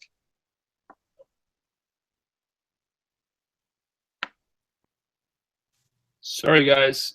You still there? Sorry, I'm here again. So you were saying that you had a friend that was born 6 months early, and that's all I heard. Yeah, I had a friend who was born 6 months early. So, and when it comes, so pretty much like, you know, I'm trying to put it in the right way. So, like, pretty much at conception, like the guys were saying before, all your chromosome and DNA are still there, or there at conception. You just haven't developed fully. You're not fully developed yet. That's the only thing. Like, it's no different than with a tadpole turning into a frog. It's still a baby frog. It just hasn't developed all the way. And it's no different with a baby in the womb. So pretty much, you know, to say like it's a gray area. When is it okay to kill a baby in the womb? Well, I mean, that baby did go on to develop, you know, that fetus, I guess entity went on to develop to become human. Yeah. And that was your friend, okay? But I mean, so and you're arguing that that's decided at egg fertilization, but if you separate the exact same sperm that went in to create that egg, and that exact same egg in the exact same circumstances and time, then you would say, well, all that stuff was predetermined back then, before they even hit each other. Why is that? Why was that? It's only that an egg is a stable entity of matter, right? So you can claim that there's some kind of. It's easier for you to say that there's some pattern there, which will grow into be a human being. I guess it would be DNA. But I mean, but under the same circumstances, and I mean, it would be impossible almost to think of you couldn't copy circumstances. But like when a man and a woman hook up or whatever and have sex, the sperm of that man hits that woman's egg, and there's some kind of mechanical type biological process which creates that egg. So I mean, if under the exact same circumstances every time, that sperm and that egg are going to create the same DNA. The only thing is the world's so complex that it would be impossible to duplicate. But nevertheless, there's that pattern can kind of philosophically begin before then. Real quick. I'm going to be AFK for about 5 to 10 minutes or so. Take over, Carlos. You got control of the room. And I'll be back in a bit. All right, bro. Thanks for letting me.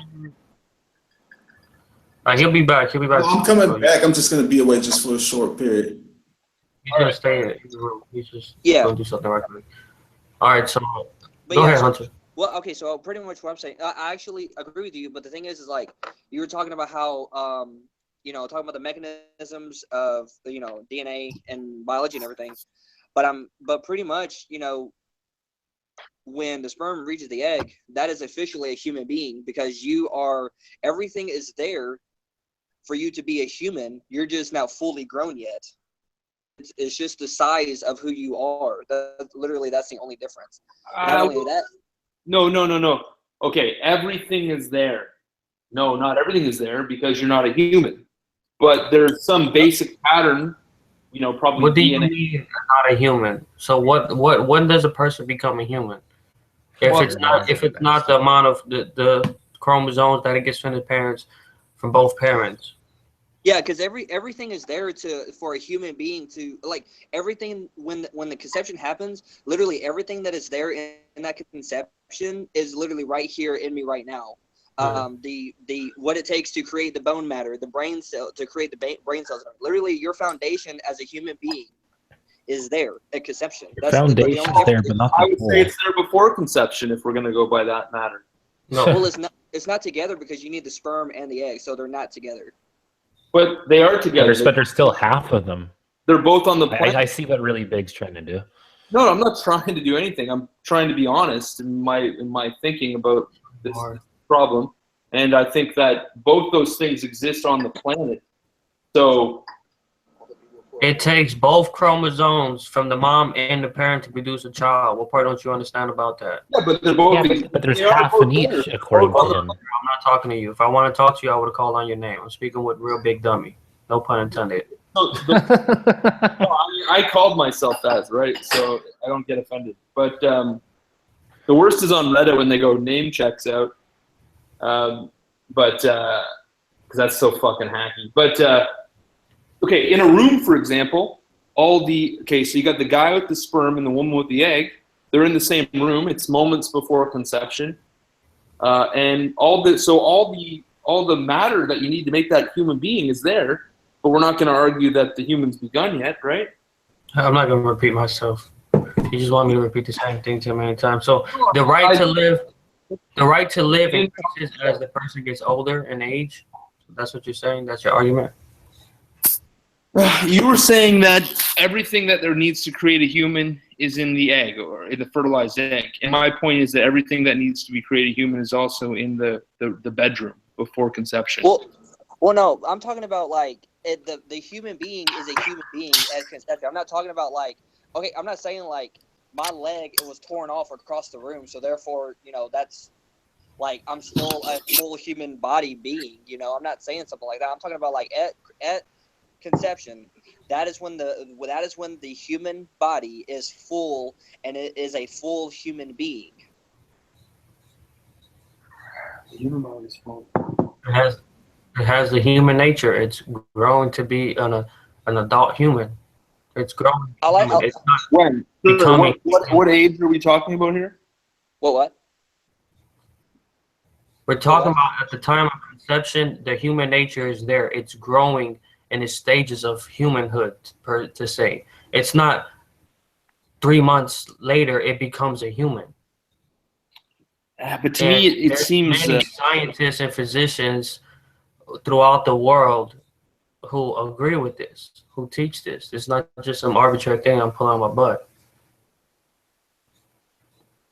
I do want to ask something though, and I'm not like doing this like in a, idiotic manner or whatever. So I don't want to think like this is anything like I just like I want your honest question about it, but like, to think that somebody is not a human being when all of the human being is there is, I mean, I see a lot of times people compare like the Nazis to the Jews. The Nazis didn't think that the Jews were human beings, but like we know that all of that was wrong. If you can actually compare like the abortion rate to the Holocaust, but the abortion but the abortion rate is at a much more exponential higher death rate, I guess you can say, because literally that is living. Because like it's funny to me how we can consider life on Mars, or like if we find if we find single celled organisms on Mars, that's considered life. But a fully like with everything there being in the fetus or everything as a human being is not considered life. I don't see how that fits. That's illogical to me. To say that something on Mars single celled is considered life, but a baby in the womb is not. Yeah. I guess I wouldn't argue that it's not life, but I would say there's just something about it that's not mature enough.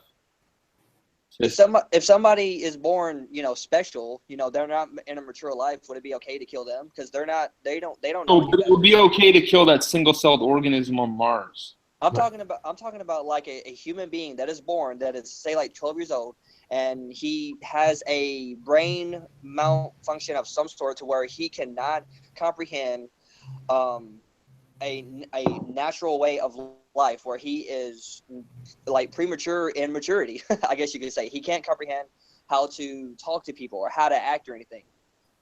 That's literally the same thing, except the baby or the person is much older. So would it be okay to kill them? Sorry, you were talking a little bit fast there, but like an autistic person? Yeah. So that's okay. My bad for not following along. You're saying like... No, you're fine. I'll just what I'm saying is a person is born special need, and they cannot comprehend how to function in society maturely because of their special need. So that's a little like, so would it be okay to kill them because they're not mature enough? No. So, but what's the difference between a baby in the womb who's not mature enough, between a person who was born that way and can't develop maturity?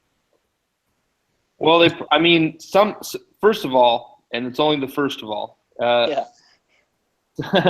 some things are more or less rule of thumb. Like we can't always know what's happening inside someone's brain. So we say a certain age is okay to have an abortion at, but it might, theoretically, in my opinion, be that someone a month later is okay too, but a month earlier isn't.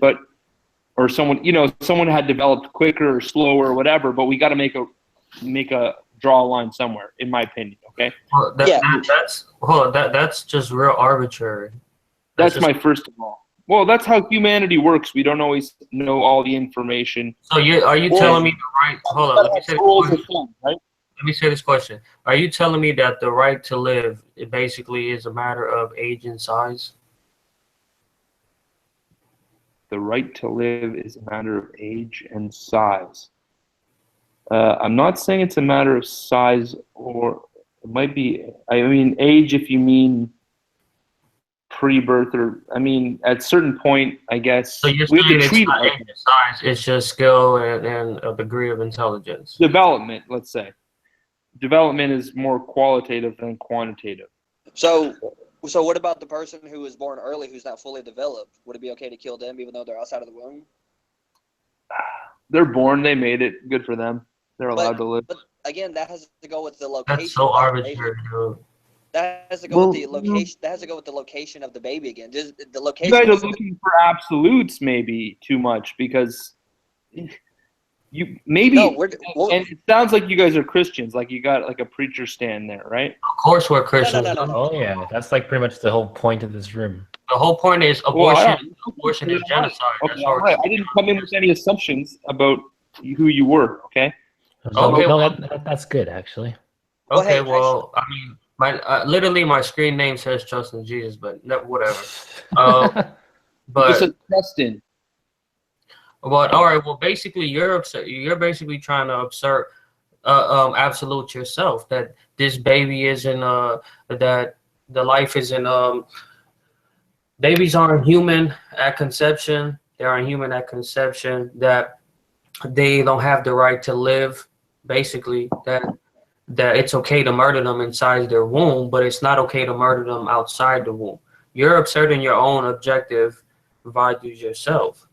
So you can't just say, well, you guys are arguing for absolutes. You guys are arguing for objectivity. You're arguing it yourself. You're asserting things objectively. You're not saying it's your opinion that it may not be human, or it's your mere opinion that they shouldn't.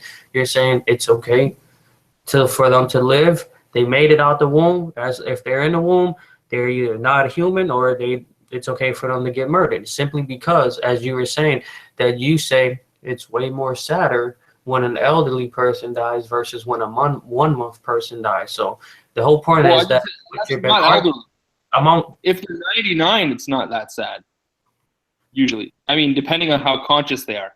But I mean, a 5-year-old, I wouldn't call them an elderly person. That was the example. All right. Well, 5-year-old versus a 5-month-old, right? That it's okay for them to get killed because it's less sad. That's your point? Well, it's not that it's okay, it's that it's less sad. Oh, so it's still wrong, but it's less sad. To kill a born baby? Yeah. It's probably wrong.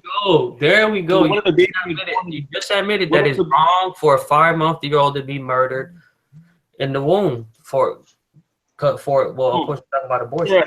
We're going all over the place. A 5-month-old to be murdered in the womb? I don't necessarily. I don't consider necessarily 5 months inside of the woman's stomach,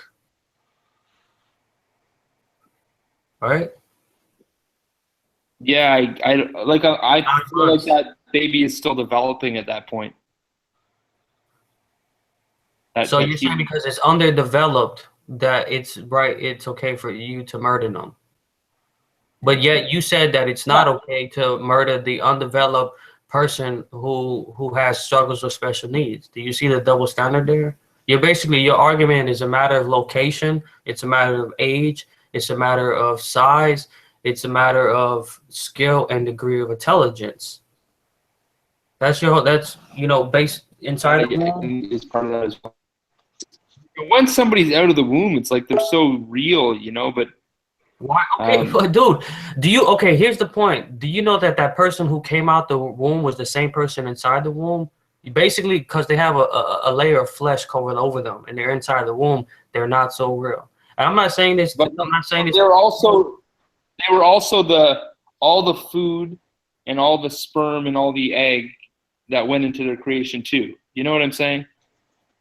Do you understand what I mean by that? So they become more real when they're out, basically more human, more real, more meaningful when they're outside of their mother's womb. Basically, as soon as they're outside of the vagina, way more meaningful, way more valuable, definitely don't deserve to die. It becomes more clear the case, yeah. It's absurd. It's absurd, it's arbitrary, and it's a double standard. Well, it's more realistic than I think you believe that there's some clear, definite line in which life begins, which I think is wishful thinking and imaginary thinking. It begins at conception. How about that? Many scientists and physicians have even gone in front of the U.S. Senate to argue this point, and many of them agree with the same thing. It's a human at conception. Nobody's going to look at the DNA and all this stuff and say, well, it has female chromosomes and male chromosomes, but we can't determine whether it's a human. It could be that of a dog. It could be that of a giraffe. No, a person just say, this is human life right here. This is the life of a human, or this is the life of a dog. This is the life of a cat. And the only thing that changes is that it's growing in its nature as a human being. It's not that at 7 months it becomes a human being, or after it's born it becomes a human being. It always was a human being. It was just growing in its stages. Sperm is alive, right? All right. Oh no, I already know this point. Sperm is alive, but well, you may know this, but I don't argue on these things regularly, sir, and I don't have like I don't have this pre-packaged like set of ideas like it's already been solved. So if you'd allow me to discuss it with these other gentlemen, it'd be much appreciated. Whoever said I already know. I'm sorry. I've heard this argument before, and well, you're a very condescending person, and you don't seem to be adding very much to at least my understanding. But if the others find you to be someone that's adding to the conversation, they can speak up and allow you to. But I think that you're someone that I do not want to speak to. I'm just warning you. We've heard this point before. It's not a good point. Hang on, really big. I understand what you're trying to say. It's just the problem is when it comes to the whole life thing that when it comes to these hangouts, they do try to. It is more about making everything a black and white issue. So generally, it feels like if you're sitting on the fence or saying there's a gray zone, it feels like you're kind of apologizing for one side or the other, even if you're not. Because even I have more of a nuanced position on this stuff as well. I tend to lean a little more towards the pro-life side of things, but it doesn't mean that in all circumstances I would say that always keep the baby. Is it a human at conception? Yes, technically. Yeah, that's not in debate for me. Oh, so maybe you and I can't call him Big Dummy. I'm going to just call him really, really big. No, you just call me Dummy. A lot of people just call me Dummy, which is fine, and it doesn't hurt my feelings. It's a funny, ironic kind of name, so I don't really care. But I just don't want really big to feel too intimidated. Like that, then I don't like whoever said that. Well, you said it, so you said it was okay, so I just went with it. That's fair. That's fair. Big Dummy. I'm sorry. I'm sorry if I offended you. I'm sorry if I'm being condescending. It's just that these issues are not necessarily the best to talk about. Yeah, there's a reason why most people wouldn't even want to jump in a room like this. Like, shoot, if I were to link this to half the people I know that are quote unquote normal on Facebook, holy man, you would have a riot. Right, but I think what Christian Man is saying is that it's a serious subject and it can get really emotional. But none of us are afraid to touch this. Well, none of us. I commend really big and Trill and everybody for discussing this because even though it can't get heated, even though it is a serious subject, from our point of view, and I'm gonna give you the floor, Alan. My bad. I'm just giving you the floor. I just don't want really big to think, that we're just trying to beat them over the head with a Bible or anything like that. But the whole point is that obviously we believe that abortion is murder, and we believe that there's genocide taking place throughout the world, right? There's, oh man, I can't even. There's hundreds of babies who are murdered a day, probably even more than that. So to us, this is a serious issue. We're not just arguing it to feel intellectually superior, to make you feel stupid. This is a serious situation. This is why we're arguing this point. So, even whether you agree with that or not, I think it would be fair for you to like, okay, these guys see what they're talking about. I'll just let me just say Carlos and I aren't, just real quick. I can tell you for sure that Brother Carlos and I definitely aren't scared to touch this issue because the point is, you don't kill babies, period. You don't justify killing them. And any argument you can give, I can show you why it's wrong, but go ahead and make your point. No, I was just going to say, whoever that just said we're not trying to, because my thing froze and I can't see who's speaking anymore, but I'm still allowed to talk. Whoever trust in Jesus. Who's it? Trust in Jesus. Oh, I just want to say, I appreciate what you said, man. That was a good sentiment, and thank you for receiving it well. Appreciate you in the conversation. I just didn't want really big over here to get like too intimidated. Like I don't know if you're aware. Like, are you aware of kind of the whole community thing that surrounds these kind of hangouts, or are you new?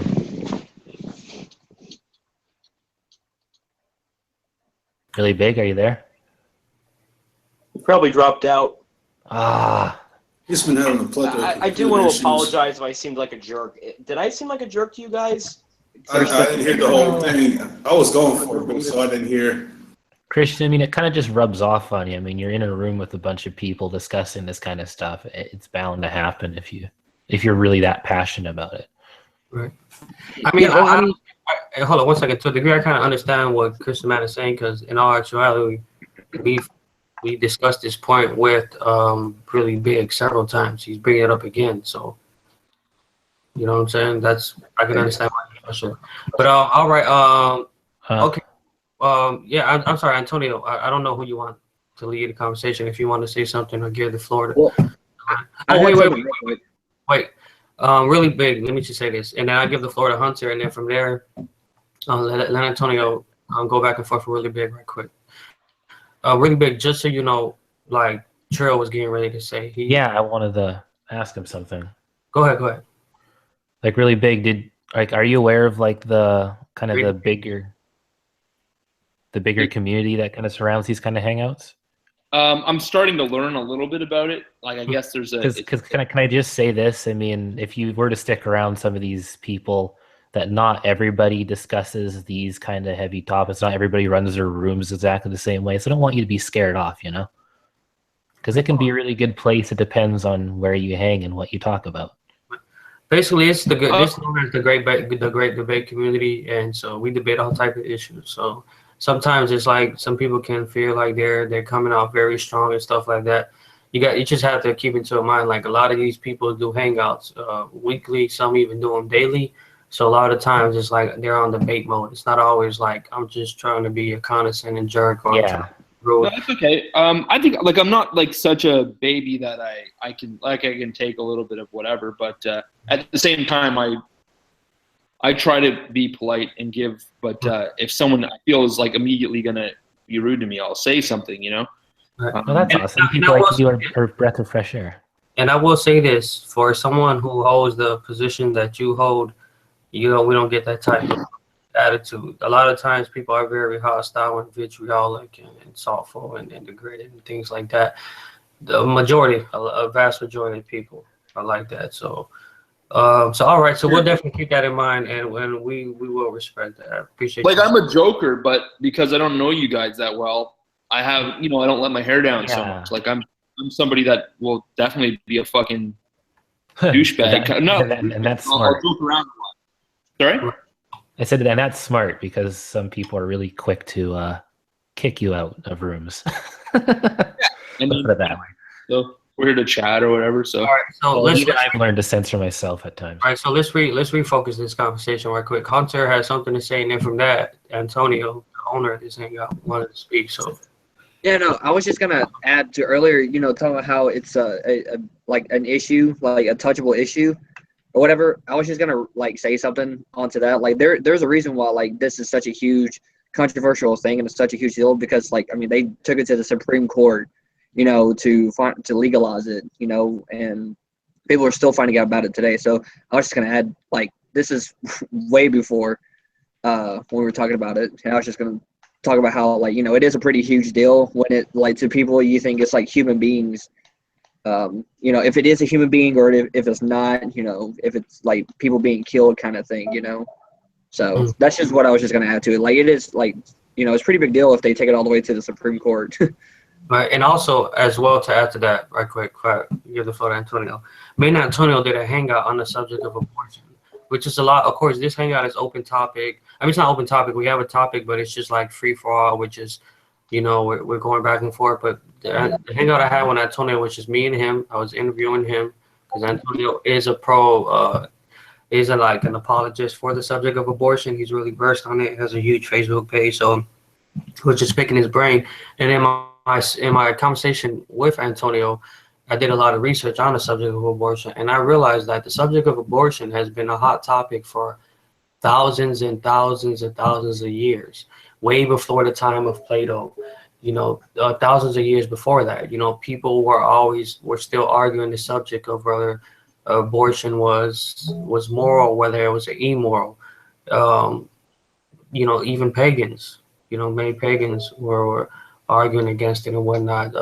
So this has been a hot topic. People been practicing abortion for thousands of years, prior to us, and so it's always been a huge subject and a huge debate. And I think it's we're not going to cower away from it, but we're going to address it, we speak on it, and then of course speak the truth in love, as the scriptures say. So go ahead, Antonio. I appreciate it, Carlos. I'm just going to give you my bare bones, completely honest viewpoint on why I think a lot of people argue this abortion issue. This doesn't apply to everybody, but I think at the truth of the matter, I think a lot of people argue it for this reason. I think a lot of people who identify as pro-choice argue this position because they want to make excuses for their sexual irresponsibility, and they need abortion to be a fallback option.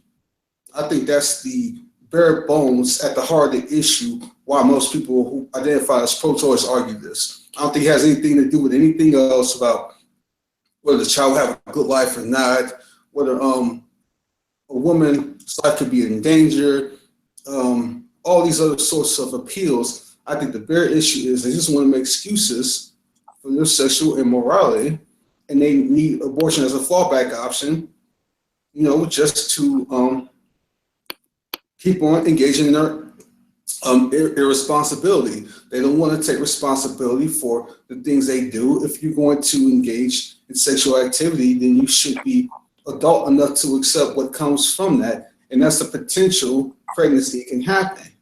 Would you agree with that, Carlos?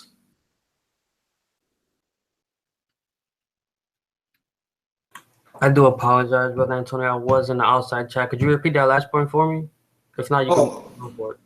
I'll just summarize it real quick. I think the reason why most people at the very heart of this issue argue for abortion, who claim to be pro-choice, is because they want to make excuses for their sexual sin. And if abortion is legal, they can just use it as a fallback option in case what they're doing doesn't go according to plan. Then they can continue in their sexual immorality. I think that's the bare bones reason why all these other arguments as like life for the mother, health of the mother, the child may not have a good life, the child may be mentally deformed, all these other stuff, these are just distractions. But I think the bare bones reason why most people argue this is because they want to make excuses for their sin, their sexual sin. That's I wouldn't really call it a sin, but I do agree that a lot of times it's so they can keep doing their sexual things because birth control hasn't really been perfected yet. So until that happens. It's called getting married, having a wife, not just fornicating. That's why What if you don't want to get married though? That's why we're seeing the curses in humanity, whether it's aborting babies, which is genocide taking place, which is no hope for this country, this world, regardless, despite all the other things that take place. And two, STDs, the genocide of killing a human babies. Majority of the cases are due because simply a matter of inconvenience. People want to have sex with this person, have sex with that person. When the child comes, I'm not trying to deal with that responsibility. I'm not old enough. I don't have the amount of resources. Well, if you have the time and you can be a whore or go around sleeping around with people, well, you should accept the consequences if a child comes out of that, and you shouldn't kill the child. If you want to go hoeing around, then you need to put a condom on it. But you shouldn't even be doing that in the first place. You should only be sleeping with your husband. But since the reality is people want to be fornicate, people want to break up, have these shallow relationships where they're infatuated with a person. They think that they're in love, but they're actually obsessed. They don't want to have a baby with this person. They don't want to bear the responsibility. They become cowards and they take the easy way out, which is to murder the child. But the reality is, why not just give the child up to abortion? I'm sorry, I'm sorry, Adoption. Adoption. You know, it's pretty much that easy. You know. If it inconveniences them for 9 months, that's the problem. That just shows you how selfish the person is. It's like, not only am I going to just have sex and fornicate, have no respect for you know, marriage, no healthy respect for you know, civilization, but it's just like, I'm just going to go ahead, I'm going to fornicate, I'm going to have this baby, and you know what, I can't wait 9 months. Let me just kill it, you know. Right? Yep, it's about their sexual sin, their pleasures, their fun. That's all it's about. It's only about them. Yep, it's their selfishness, and ultimately, man's wanting to uphold his autonomy, wanting to be self-ruled and self-governed, even though he's already accountable to a holy, righteous creator. But at the end of the day, though, well, whatever. I don't know. What was Antonio? You're gonna make a point, what, really big, or something like that? Well, that's all I wanted to say. And one thing I'm so angry about the whole thing is that you are given the option of contraception, yet you never used it. Mm-hmm. And you're going to put this child in the risk of life. Even if we think, we all believe that fornication is wrong. We all believe that. You had the option to use a condom. Just think about that. But the problem is, it doesn't actually help all the time. There's going to be pain, and you still get it. They need to perfect birth control. That's what they actually need to do. But here's the thing. Then all this abortion stuff goes away once they actually perfect that. In the meantime, yes, there are consequences. Wait, but real quick, that is. So here's the thing. I say it's like this. If you're going to have sex left and right, then if you don't want to accept the responsibility happen, but you still want to have sex, then you need to get some sort of a surgery. The man and or the woman needs to get a surgery to where they won't conceive. If they don't want to deal with the potential conception point, then a man can get a vasectomy and a woman can get a tube-side or something like that. But if you are going to accept the possibility that you can conceive, that a woman can conceive, and you still want to participate in that action, then you can't have it both ways. Mm-hmm. If you're gonna have sex, then get your tubes tied or something. Get a vasectomy, do something like that.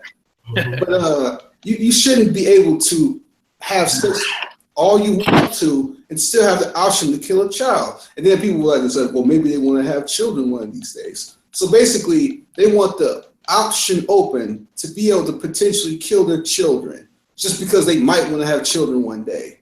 Mm-hmm. That's ridiculous. Because of the arbitrary definition of freedom. Mm-hmm. Exactly. The reality is that sex is a sacred act, and you know, it should be done by a husband and his wife for two purposes: to procreate and to enjoy one another. The reality is that since it's a sacred act, that when it's been abused as the way that it's been, society has been cursed. It's been cursed with all types of abortions, people being killed, unhealthy relationships, and STDs of all types of sorts going around here.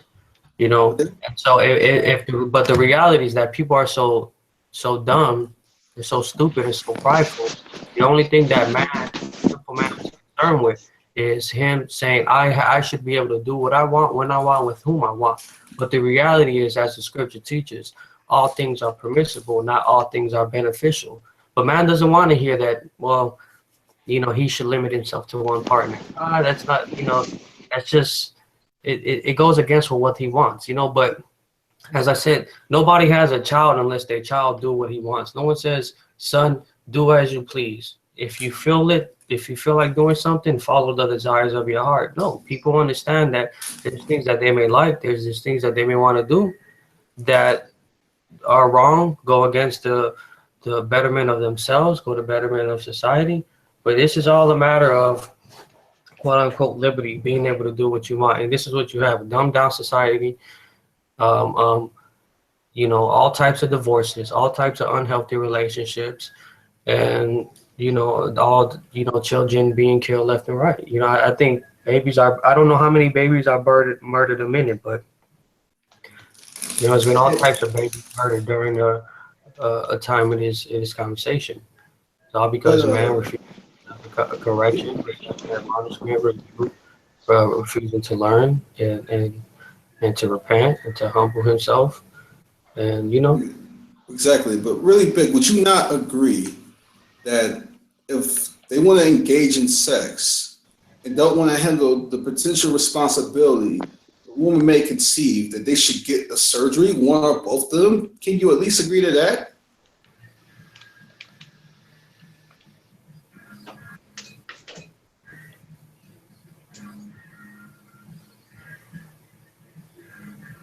I don't know, I think he's typing somebody over there. I don't know, but well, let me ask that question to you, Thaddeus. I mean, wouldn't that make sense that if they just want to have sex and they don't want to deal with the potential um, possibility that conception can happen, then one or both of them should get a surgery. Well, there's also the possibility that they can also have birth control just get that much better. What if you don't necessarily want a surgery? And I'm not being pro-choice here either. I'm saying that if as long as we do not have the really good birth control, then yeah, maybe people shouldn't be screwing around so much. But since we're not there yet, people do kind of have to be careful. And then as far as the whole surgery thing, yes, that does solve it. But for those people who can be a bit squeamish, like for instance, I don't know if I'd want to have surgery anywhere down there just because of how I am with anybody, messing with my body like that, unless it's like I broke a leg or something. Well, I don't agree with the saying like you can't have your cake and eat it too, because of course you can have a cake and eat it. That's what cake is for. But as far as how the saying is applied, I think they just want to have their cake and eat it too. They, like you said, somebody can be squeamish in surgery. Yeah, but the fact that they can be squeamish, their personal comfort with the fact that they can be squeamish in surgery overrides the fact that if they potentially, it overrides the fact that if conception potentially happens, their concern for being squeamish in surgery overrides the concern of the child. I think if you are going to engage in sex, then who cares if you're squeamish about getting a surgery so you won't conceive? The child should always come first, not your personal wants and feelings. You can't have it both ways. Yeah, I get it. I never said I was super, pro-sex either. So, again, if you're going to be doing it like that much or whatnot, I mean, there's other ways you can get around it. But that's the problem, though. This is an issue of, at the heart, I believe, is sexual sin and irresponsibility. People want to go around, and here's the thing, we live in a culture that's less and less valuing the traditional family, less and less valuing moral values, traditional values, and it's all about them. If they want to get their rocks off and have a good time, go in the club or do whatever, and then get the business, I guess you could say, after when they're ready to get the business, that comes first before any potential life that's conceived. If everything doesn't go according to their plan, just kill a kid. Just walk into a clinic, kill a kid. Yep, back to square one, and they could fall back on that. I just no. And let me and I do appreciate really big joining the conversation. I don't mean this. Yeah, he's gone now. Yeah, I know he's gone. And I don't mean this to insult him, but I think you're away from the keyboard a little bit, Antonio. So he made it a lot more clear that that as long as the baby is born, it's okay. He's, in his words, he made it. But if basically the baby is inside the mother's womb, then it's okay to murder. It's okay to murder the child. The child, basically to him, following his logic, has less of a right to live according to its age and its size.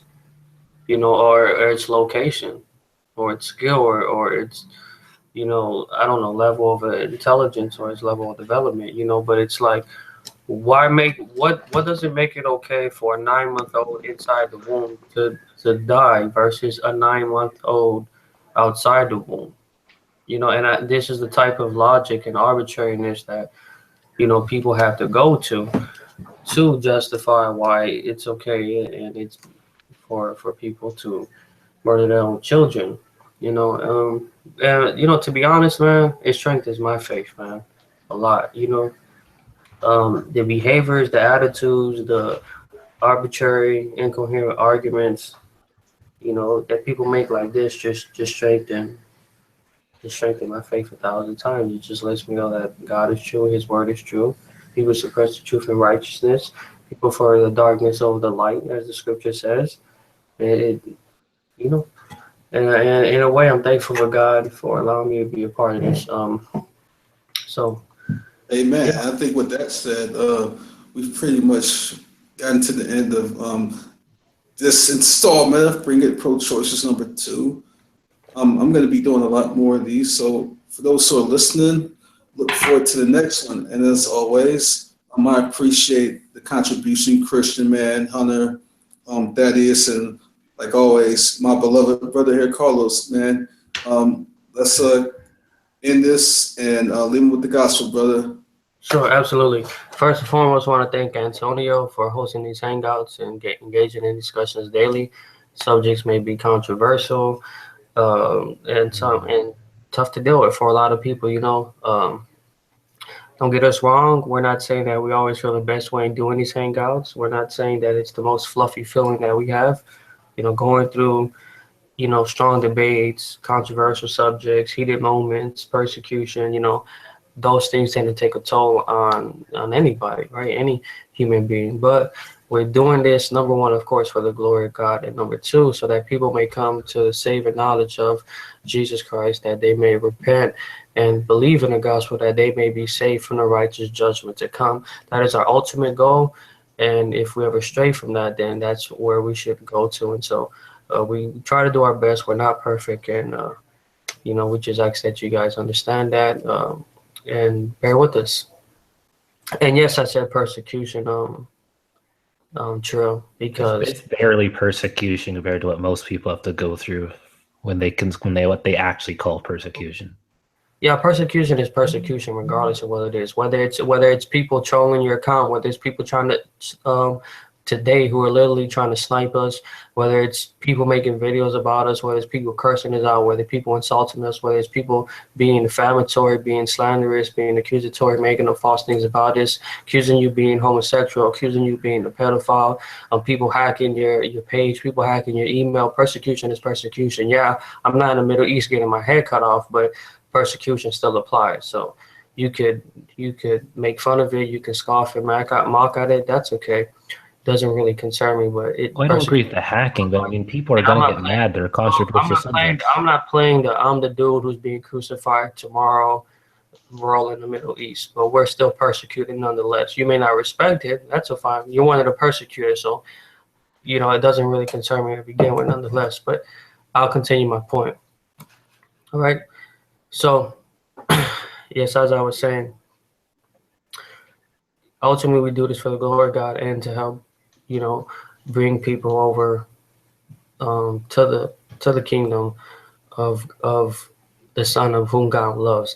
And so basically the gospel message is the good news. Before you can know the good news, you should know the bad news. The bad news is that we all have sinned and fallen short of the glory of God.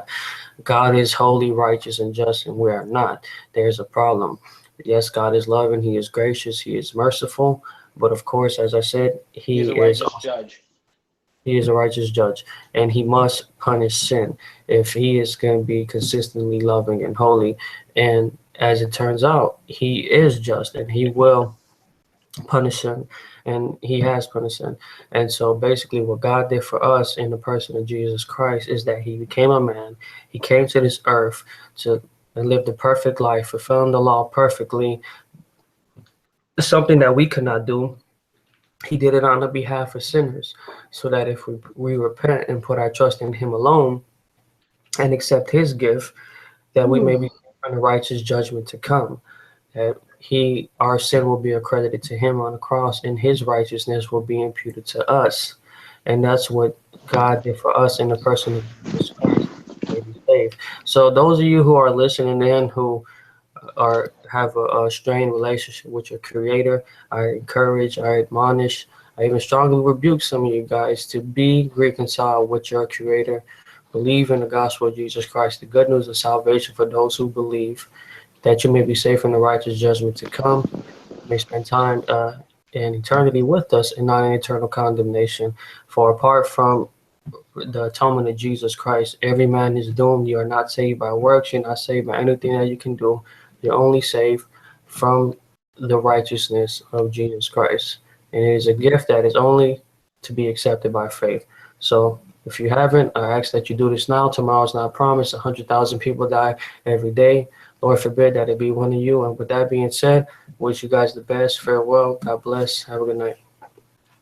All right, have a good night, man. Thanks for the nice words, although I do not believe Jesus. Have a good night. Okay, just real quick though, if anybody in this room or who's listening on the outside wants to continue this conversation off air, you're more than welcome to. Yeah, I can continue the conversation off air in this room with you guys, but those who are listening, I'm getting that echo. Music like really big. There we go. You were just echoing. Yeah, but like I said, if there's anyone listening on the outside who wants to continue this, just send me a message through Google Plus or through YouTube, and we'll continue off air. But with that said, I appreciate the Gospel Brother Carlos. Again, I appreciate the panel, and